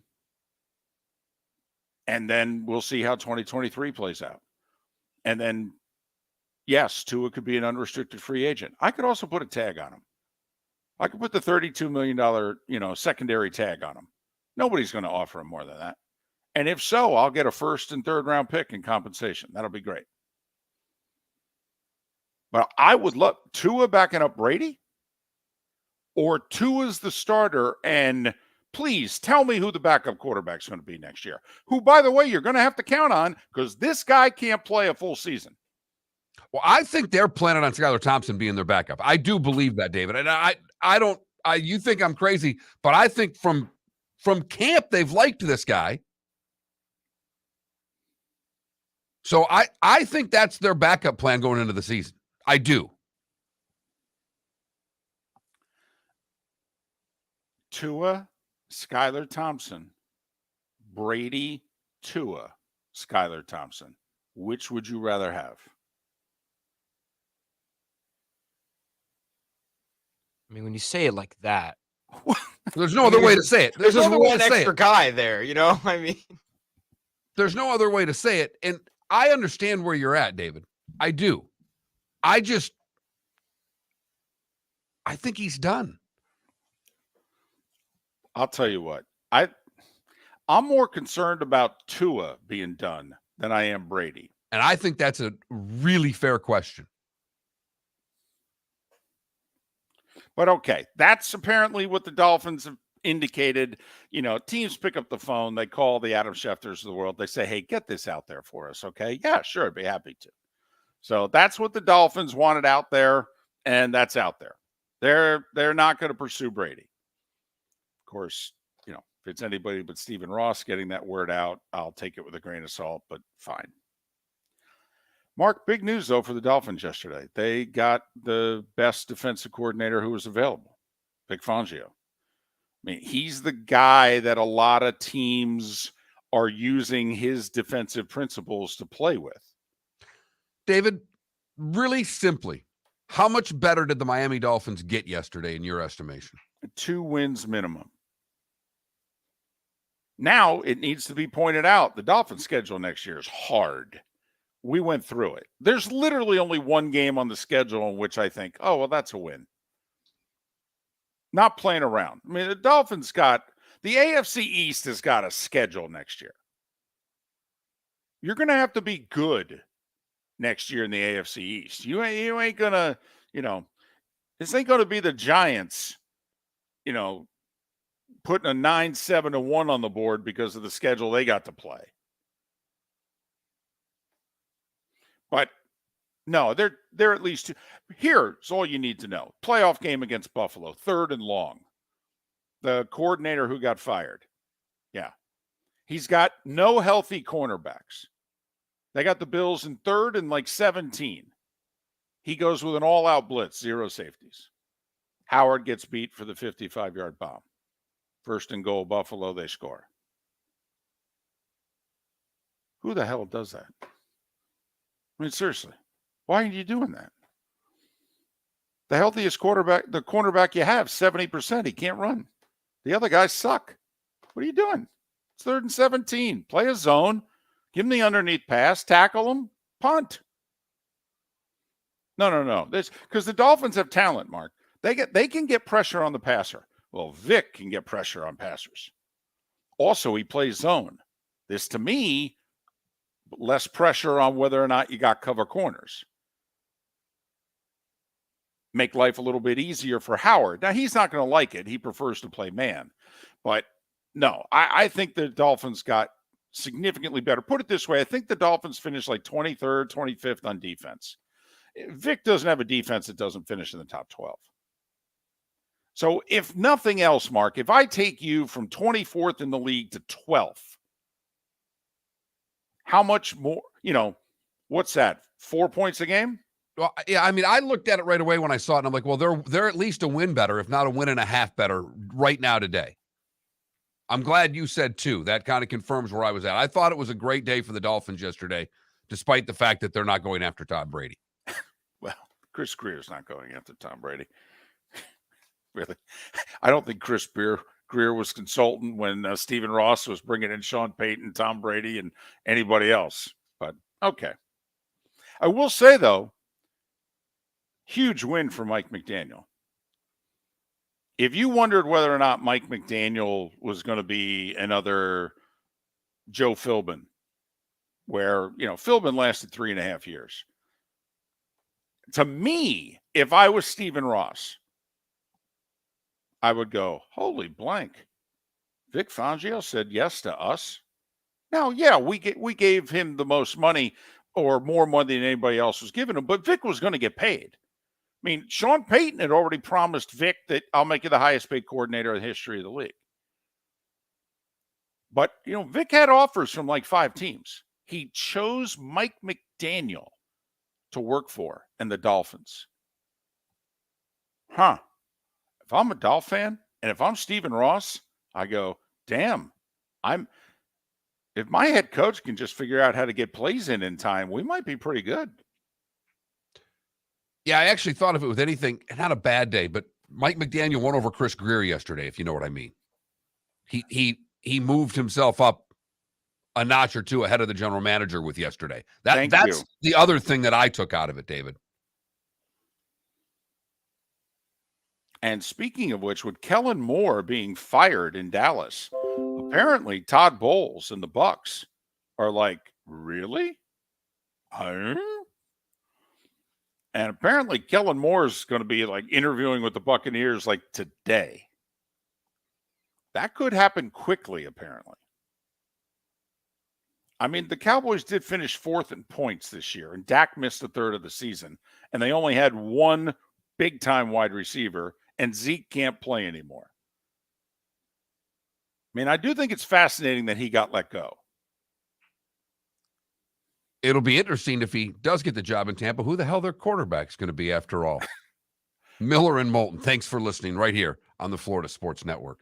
David Moulton for Napa Auto Parts, and Napa Filters. Insist on Napa filters for your vehicles, or if you're a do-it-yourselfer, only buy Napa filters. Napa has a filter for almost anything on earth that moves, whether it's motorcycles, foreign and domestic cars, vans, SUVs, earth-moving equipment. You get the idea. Napa Auto Parts, Napa filters. Insist on them for your vehicles, or if you're do-it-yourselfer, only buy Napa filters. Mark Miller for SWFL Golf Carts, or online, flgolfcarts.com. If you're looking for a golf cart, an e-bike, or an e-motorcycle, go visit Alex and the gang at SWFL Golf Carts. flgolfcarts.com online. Check out their whole inventory. If you're looking for a custom cart, they can take care of you. 2-seater, 4-seater, 6-seater, they've got you covered. E-bikes, nobody better for value and service. E-motorcycles, check them out. Again, flgolfcarts.com. flgolfcarts.com. Ladies and gentlemen, Hi. Excuse me. Hey, the line starts back here. ma'am, if your party's not here, you're going to have to go around again. If you had the opportunity to avoid all this, wouldn't you? Salt Life, making your trip to and from the airport seamless and stress-free. Salt Life is supported with the help of local partners like Zeffy's Tavern and Pizzeria at 41 and Wiggins Pass. Award-winning pizza with a cool rock and roll theme. Don't miss North Naples' newest sensation, Zeffy's Tavern and Pizzeria. When it's time to leave, book with the award-winning service for Naples Daily News Best of 2021. 250-mile radius, live 24 hours a day, 7 days a week. Serving a 250-mile radius of Southwest Florida over 15 airports. Salt Life Transportation, the official transportation of the Miller and Moulton Morning Show. Book now, 239-308-8686, or online at saltlifetransportation.com.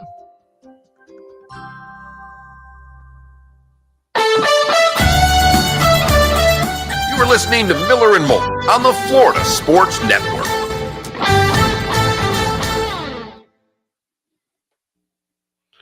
So did you see or hear what happened to Reed yesterday? I didn't see it. I saw a headline, something about, I don't know, a ruling. No. His ball got stuck in a palm tree. Okay. The 17th hole is a drivable par 4. Right. There's 3 palms on the right side. His ball hit and stuck in the palm tree. Okay. So, but I mean, just cost him a shot. He lost by 1. It's right.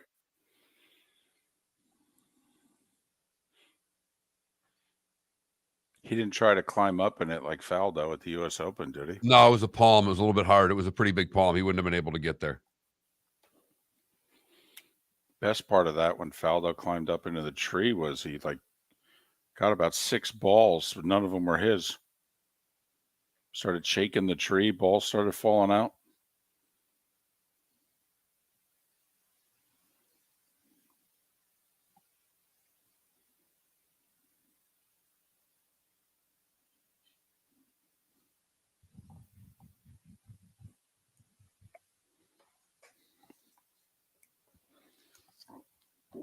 Excuse me. It's gonna be hot today.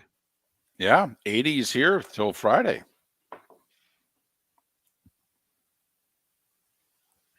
Nice problem to have. Mm-hmm.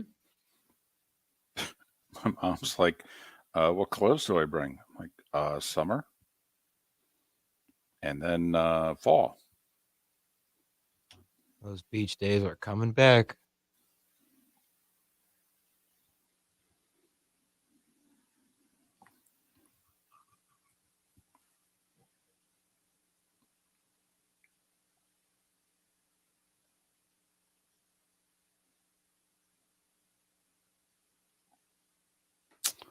Hops, do you mean as a quarterback?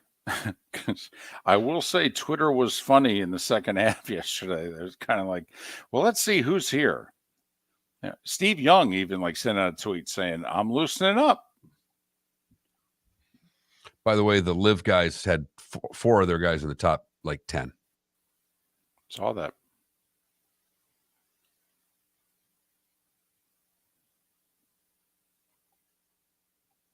God, I needed a Patrick Reed, Rory McIlroy playoff this morning. Oh my God. How great would that have been? Well, I'm sitting here. I get everything up. I put Twitter on, and I'm like, what? What do you mean? Because I thought I'm reading yesterday's tweets, and then there's 2 different guys, Bob Harrig and Matt Vincenzi or whatever, the guy we've had on from No Laying Up, are both tweeting. I'm like, flip on the Golf Channel. I'll be damned.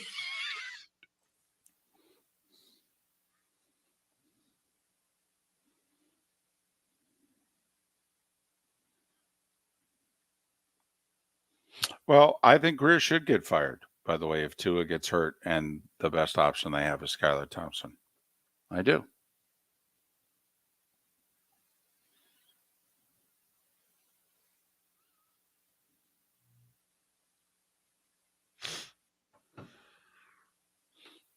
Has New York gone soft with this whole Empire State? Oh, my goodness. Oh, please tell me you saw the clapback that they had, though, to David Portnoy. No, I just saw that they did it green and then they did it red. And I know Portnoy was not happy about it. I think it's a joke. Portnoy was not happy about it, no. But the Empire State Building's Twitter account clapped back to David Portnoy and tagged him and posted this video.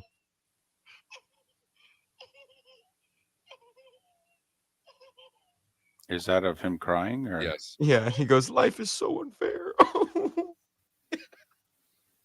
Everyone's like, how you going to have beef with a building, man? Oh, it's amazing.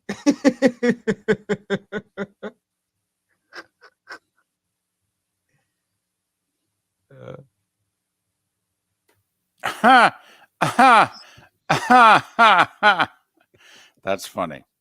Oh, yeah, I've seen the NFL Twitter was alive last night.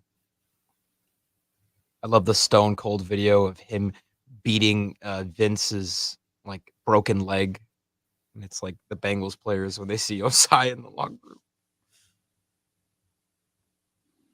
Here we go.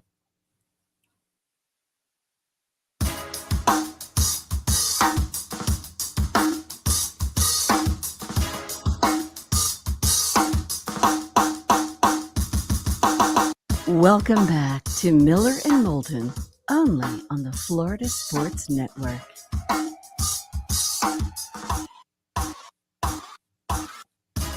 "21 minutes past the hour. Miller and Moulton, Florida Sports Network, floridasportsnetwork.com. We spent the break talking about Mark's favorite story of the weekend, which was not football. It was golf. Couple of quick things, by the way, do we get to your favorite story of the weekend? Did you see what CBS and Max Homa did on Friday? Remember, we talked about how, Right.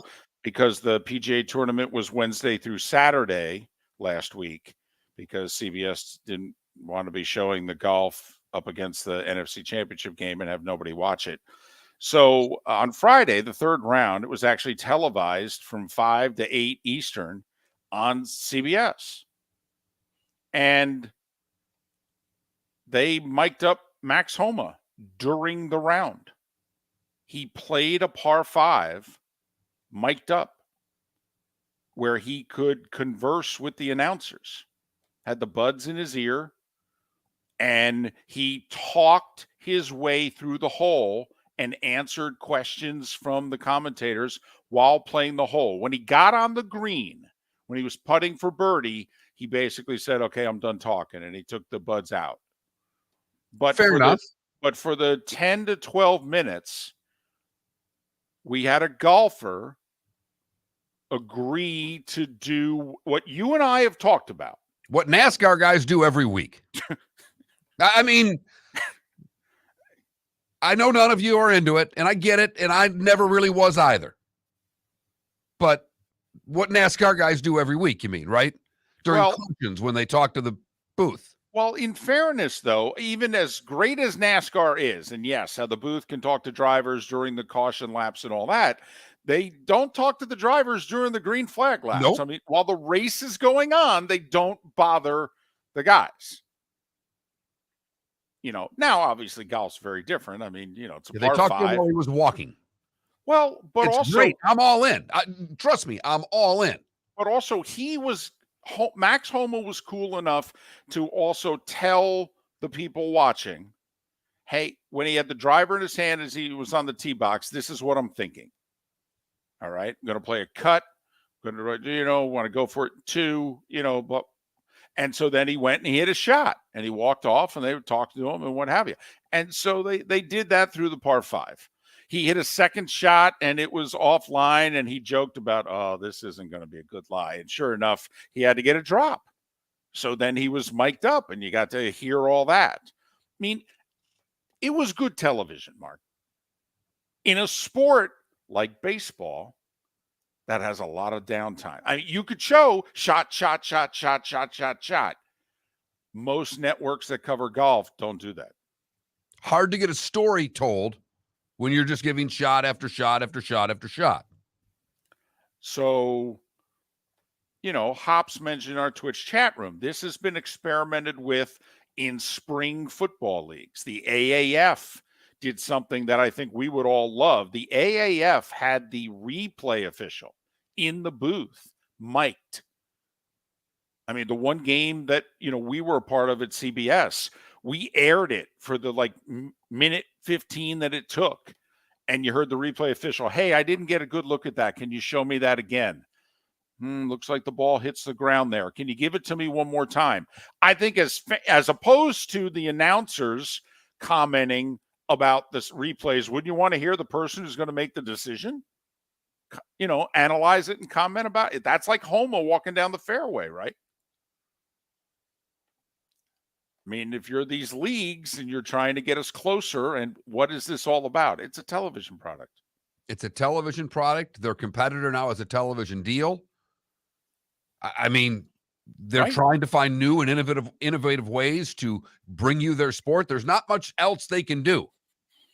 And Homa afterwards said, listen, I don't think I'd do it for 18 holes. And third round's different than a final round, but I do think I do think we have an obligation to make the TV product as appealing as possible. Like, would it be interesting if you're CBS and you line it up with these guys in advance? Hey, Max, we're going to get you on number 6. Okay. Hey, Jordan. Okay. Is it okay if we get you on 9? Okay. And line it up with like 5, 6 guys and then basically show up with the equipment and say, hey, much like Mark, we watch baseball and the managers all know when they're going to get the in-between half-inning interview. They know in advance. We're going to get you top of the 3rd. We're going to get you top of the 4th. Okay. Thanks. They gave us in baseball the All-Star game where they had the pitcher mic'd up, and it was fascinating. But it was an All-Star game. Right. And we've seen with a couple of outfielders mic'd up, a lot of downtime. You can have a conversation with the booth playing right field. What was it? The one Red Sox spring training game? And the ball gets hit over the right fielder's head as he's talking to the announcers, and the ball's hit, and he goes, uh-oh. And he starts running. I mean, it was, it's good television. But that's what I thought about, Mark, when they did it. I go, well, first off, good for them. Good for him for saying yes. Good for them for asking and trying. And what was this? This was one of their non-elevated events. You're going to have to try to entice people, bring people aboard to do something a little differently, because you've already told the golfing viewing public that there are events that are more important than others. You decided that, not the fans. You've decided that for them. So if you're going to get them to watch the non-elevated events, you better be doing something to entice them. So I love it. Now, they also did something on Saturday, which I didn't like. They were trying to get you more inside the ropes, and Amanda Balionis Renner ended up having a walking interview with Sam Ryder's mom while he's in contention. Well, he's leading, actually. And there's like 4 or 5 holes left. And they're walking down the fairway, and she's interviewing mom. That didn't do anything for me. That's one of those for the non-sports fan. That's probably a great interview. I have to admit, the wife would interest me more than mom. I mean, because that winner's check, that's, she's going to spend that she's thinking about, the difference that's going to make. I've wanted to move out of so-and-so. We can now get the home I've wanted in Phoenix for 2 years. Do you literally have Zillow open as we're walking down the 17th? Do you have 2 different homes you're looking at depending on how your husband does here coming in? How are you going to spend the $1.4 million? Right. That would have interested me. But anyway. Do you like electric vehicles? I know this was not the potential Rory McIlroy, Patrick Reed playoff that we almost got this morning in Dubai. Well, I was just stunned because I had between football yesterday and a travel soccer tournament with my daughter, I was not locked into the sports world that was not football this weekend. And so I get to work this morning. I'm on Twitter getting ready for the show and doing my thing. And I see Twitter all ablaze with Patrick Reed and Rory McIlroy. And I'm like, what? Because they had weather in the first 2 days of the Dubai tournament, at the DP World Tournament. They finished this morning. And Patrick Reed birdied the 18th, shoots 65 to tie McIlroy, who had to birdie 18 to win the tournament. It's a par 5. It's an easy hole to birdie, but he nearly hit his tee shot in the water. He did not get on in 2 and had to make about a 15-footer for birdie to win the tournament, which he did. And he was pretty jovial about winning that tournament, too. There was a pretty hard fist pump, and he looked a little bit like Tom Brady with what came out of his mouth after he made the putt. Is he going to do a podcast with Jim Gray now? Is that what happens? But we were that close to having Patrick Reed and Rory McIlroy in a playoff this morning on live television, and that would have been fantastic. So for an uneventful golf week, all right, between what was going on in Dubai and then some of what CBS experimented with at Torrey Pines, it was at times, Mark, an interesting and entertaining golf week. And hopefully they can give us a little more of that with the different way this tour is being run this year, with the elevated events and the non-elevated events, and now the Live Golf having a TV partner. So there should be more golf on television. Miller and Moulton, Thanks for listening right here on the Florida Sports Network. For Napa Auto Parts, and Napa Filters. Insist on Napa filters for your vehicles, or if you're a do-it-yourselfer, only buy Napa filters. Napa has a filter for almost anything on earth that moves, whether it's motorcycles, foreign and domestic cars, vans, SUVs, earth-moving equipment. You get the idea. Napa Auto Parts, Napa filters. Insist on them for your vehicles, or if you're a do-it-yourselfer, only buy Napa filters. Mark Miller for SWFL Golf Carts, or online, flgolfcarts.com. If you're looking for a golf cart, an e-bike, or an e-motorcycle, go visit Alex and the gang at SWFL Golf Carts. flgolfcarts.com online.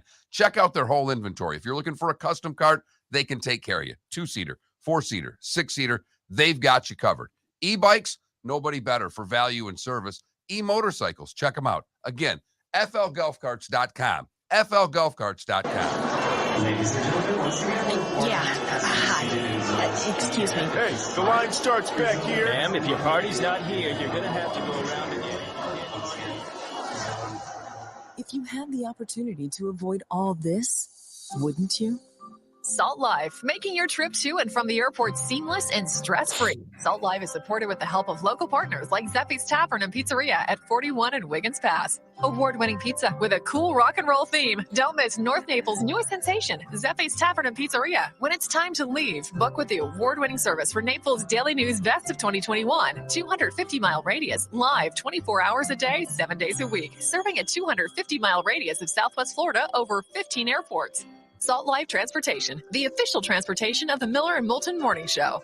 Book now, 239-308-8686, or online at saltlifetransportation.com.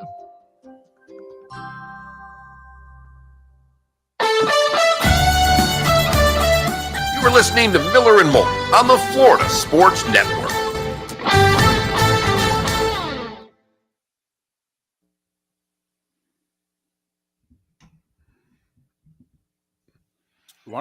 You want to go, Romo, or no?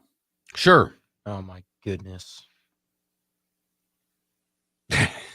We had the volume low on our TV. Put it that way. So I didn't hear much of it, but I can imagine how annoying it was.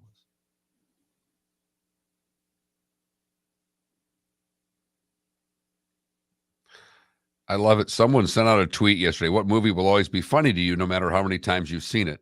Henry Winkler answered it. Night Shift with one of his own movies. That's fantastic. By the way, underrated movie. I've never heard of it. Night Shift. Michael Keaton and Henry Winkler. It's old. It's phenomenal.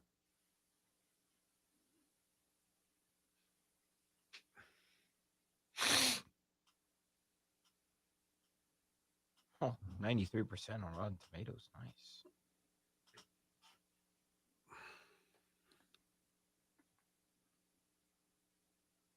Movie that'll never not be funny. I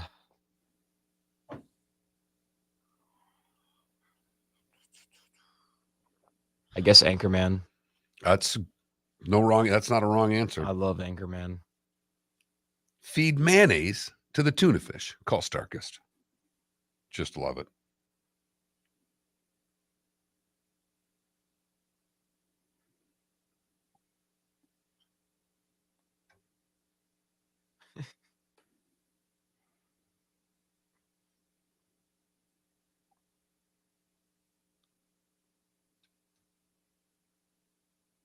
So last week was quote unquote.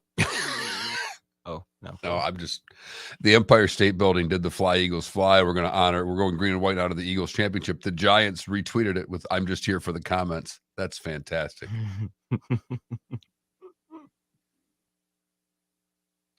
Yeah, last week was Rivals Week in the NBA, and every single game, like nationally televised game, delivered. Every single one. It was remarkable.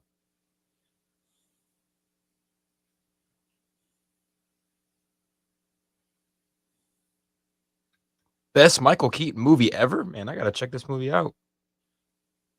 It's a comedy, right? Yeah.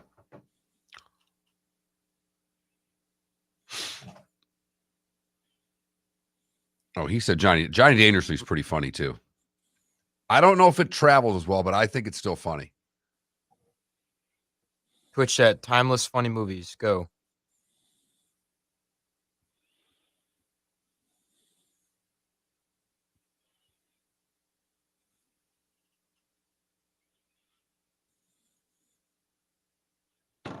My whole world's coming to an end right before my eyes.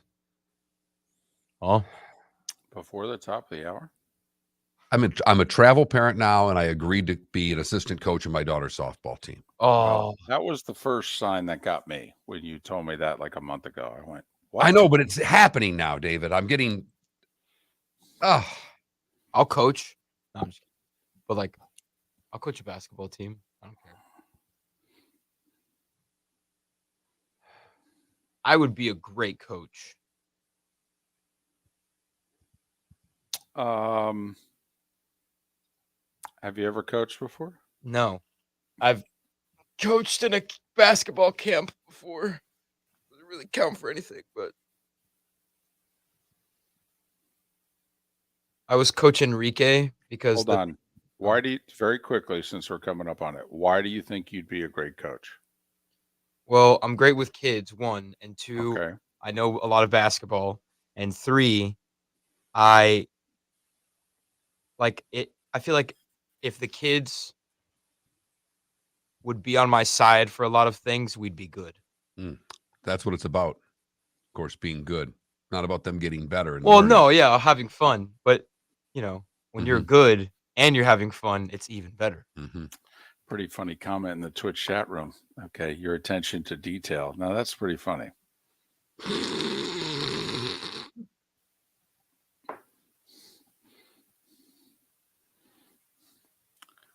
Whatever. I was Coach Enrique because the main dude of the camp thought my name was Enrique instead of Felipe. Nice. Yeah. You got to go with it. That's cool. Yeah.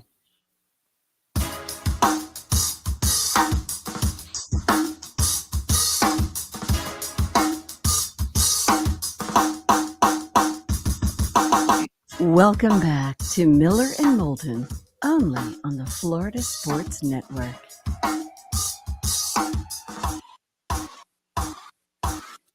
"22 minutes before the hour, Miller and Moulton, Florida Sports Network, floridasportsnetwork.com. Miss any part of the show, go to floridasportsnetwork.com and download our podcasts.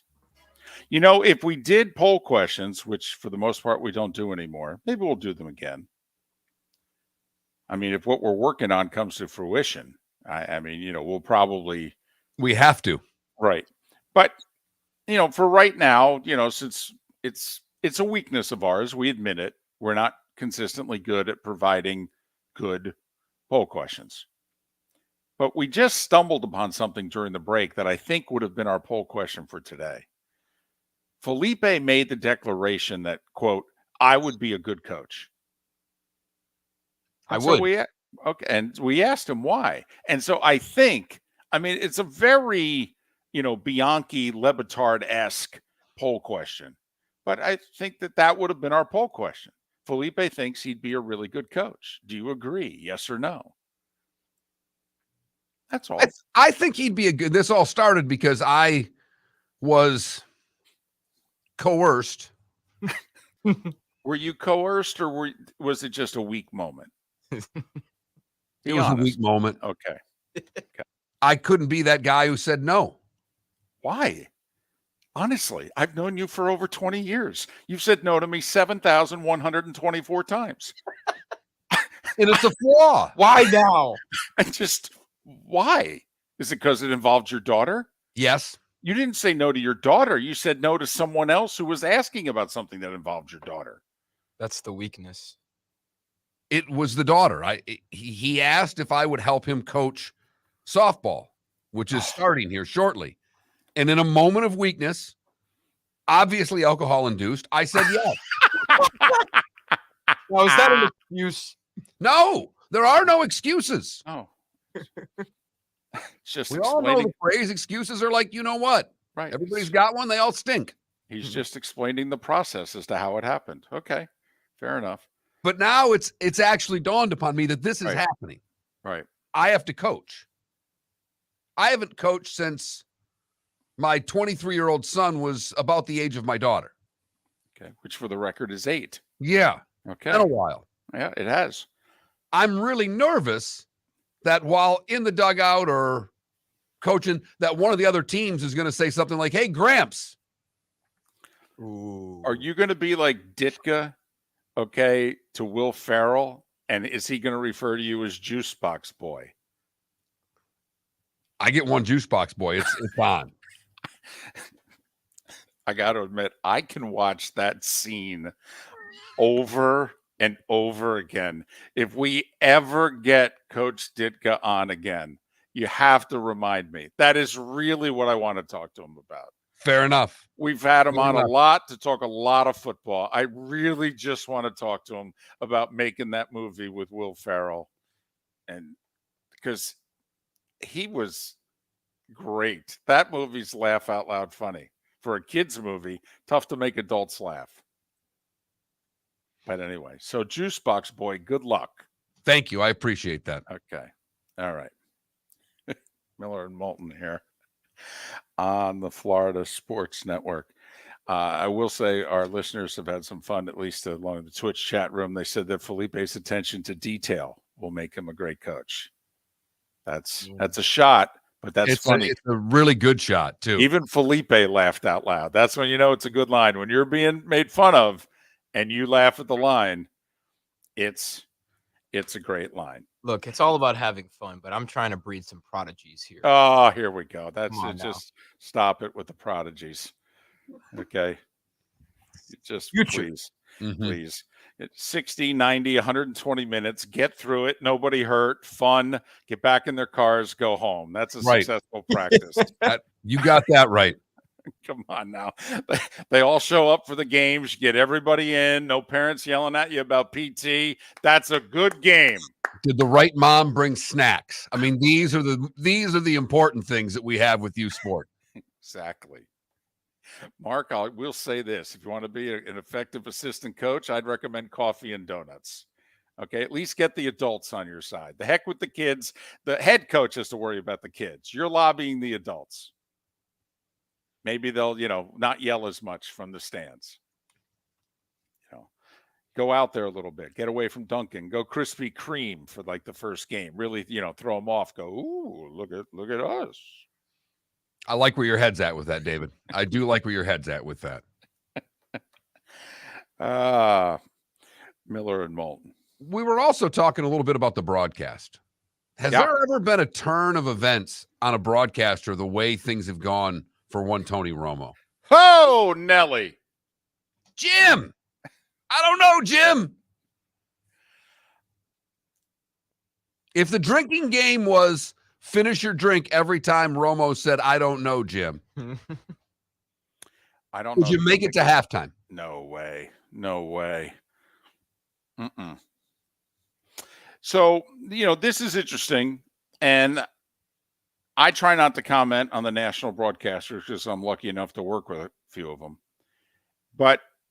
And I was not, when Romo started, by the way, in 2017, he's finishing up his 6th year.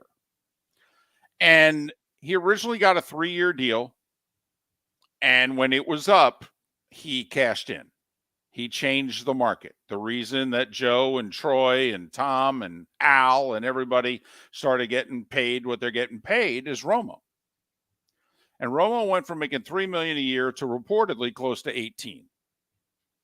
And that was a game changer. Now, CBS did the deal about 3 weeks before the pandemic hit. I mean, Romo's timing is amazing because 3 weeks later, Romo wouldn't have gotten half of what he got. But he reset the market. And initially, he played to not good reviews, great reviews. The next Madden, best of all time, people were calling him after. His 2nd year was when he had that epic Chiefs-Patriots overtime AFC championship game in which he was literally calling the plays from the booth. And people loved it. And it was very good television. He got nominated for an Emmy, the whole deal.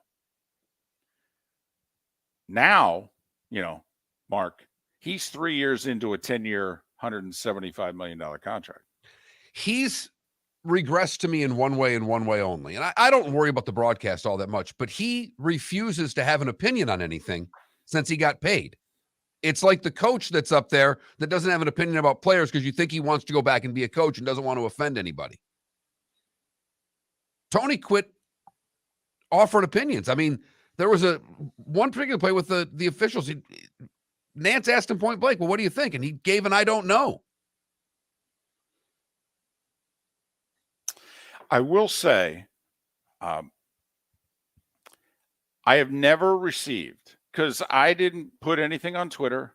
I didn't text anyone. I was watching, you know me, Mark, big games. I watched them by myself. I didn't even watch them in the living room. Gave my wife the living room. I said, I'll go in the bedroom. Just really, I just want to be left alone. I got to study these games. I have never received as much unsolicited about a broadcaster as I did from about Romo yesterday. I had no less than, this is not an exaggeration at all. I had 5 people. All right. None of them in the industry, by the way. I had 5 people text me and say, I've had to turn the sound off. 2 of the 5 said, I've turned on Westwood One radio and I'm syncing the video up with the radio. That's a lot of effort during an AFC championship game that was riveting. Right. I just simply in the fourth quarter went to the kitchen, got a bag of chips, and made the crunch sound in my mouth drowned out the play-by-play in color. For those wondering, they were pita chips. Any very versatile chip. Any chicken salad dip? No, just the chips. Straight up chip. Interesting. No hummus? Solid. No dip, no hummus, solid. Just chips. Just needed a crunch. So I will say, has the tide seemingly turned? Because most of you 3-4 years ago, you were big fans.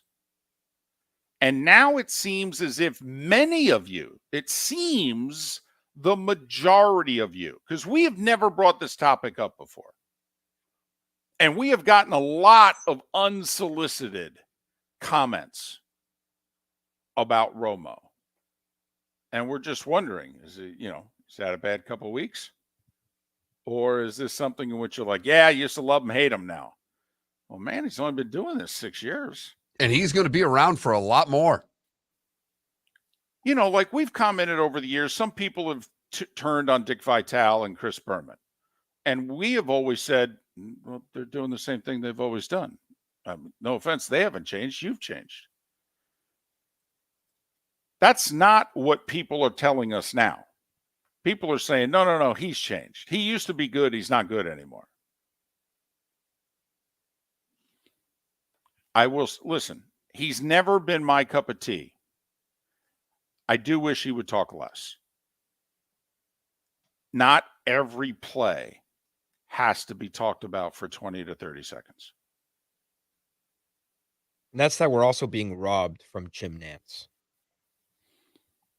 Like the things that I would do to hear Jim Nance more and Tony Romo less. They have a Super Bowl next year. Oh, boy. Usually, and I'm not saying there'll be changes because there won't. I mean, Jim Nance is, Jim Nance, and he's making $15 million a year. And Romo's got 7 years left at nearly $18 million. He ain't going anywhere either. But I will say, networks, the league, when you enter a Super Bowl year, there's usually meetings that take place. Kind of like, okay, this is a big year for us. And Romo right now, Mark, is getting crushed by the same critics. And you know how industries work, Mark. They're all reading this. They're all listening to these podcasts. He is getting crushed by the same people who 3-4 years ago were showering him with bouquets. I will say the New York Post guy still loves him. Well, the grumpy old Phil Mushnick critic still loves him. Mushnick still loves him. Right. Andrew Marchand has turned on him, though. But we all know that, and I only bring up the Post not because David and I both love it, but because the industry's there. They're paying attention to the New York media talking heads more than they're paying attention to national talking heads. That's just the way it goes. Right. CBS is located on West 57th Street. Sean McManus is reading Phil Mushnick and Bob Raceman for the New York Daily News and New York Post. Okay. Yes. Trust me, he reads every word of both. Now, I don't know about the Viacom guy who now owns CBS. They're out in LA. They could care less, But what's also interesting is that if Brady retires, people now have gotten a heavy dose of Greg Olson the last 3 weeks. And he's getting good reviews. People who seemingly either didn't catch a lot of his games or didn't, really zero in and listen to him, have listened to him more. He's getting good reviews. He's going to do the Super Bowl with Kevin Burkhardt in 13 days. And it's not going to be the over the top Super Bowl that you get with a Romo Nance delivery. It's going to be a little bit more in the background, which is going to be unusual for a Super Bowl broadcast to be a little more laid back. By the way, Burkhardt, who grew up in kind of mid to southern Jersey, grew up an Eagles fan. First ever Super Bowl. And by the way, I mean, you think about who's done the Super Bowls here in the last 30 years. I mean, it's been Summerall, Enberg, Al Michaels, Jim Nance, and Joe Buck. I mean, there's been 5 guys who've basically done the last 35, 40 plus Super Bowls. It's like one of those SNLs when you get to host it 5 times. All of a sudden you get in a different club, right? But then all of a sudden this week they have a guest host and you're like, who the hell is that? Absolutely. I mean, Kevin Burkhardt's joined in the list here. It's a pretty prominent list. But that is something. This is a new voice for the Super Bowl. We haven't had that. When's the last time we had a new voice on the Super Bowl? Greg Gumbel did one Super Bowl, I believe, for CBS before Nance took over. And so, CBS lost football in the mid-90s there. When they got it back, Greg Gumbel did one of their Super Bowls. I think he did Giants-Ravens. Don't quote me. And by the time the CBS got the Super Bowl again, I think it was in Houston. I think Nance did it. But so just curious your thoughts on the announcers. Been a lot of Romo talk out there, 21,000. Give us your feedback. We're getting comments here. People, I have a Romo headache this morning. Wow, that sounds painful. Miller and Moulton. Hey, thanks so much for listening. Have a great rest of your day. We're the Florida Sports Network. David Moulton for Napa Auto Parts, and Napa Filters. Insist on Napa Filters for your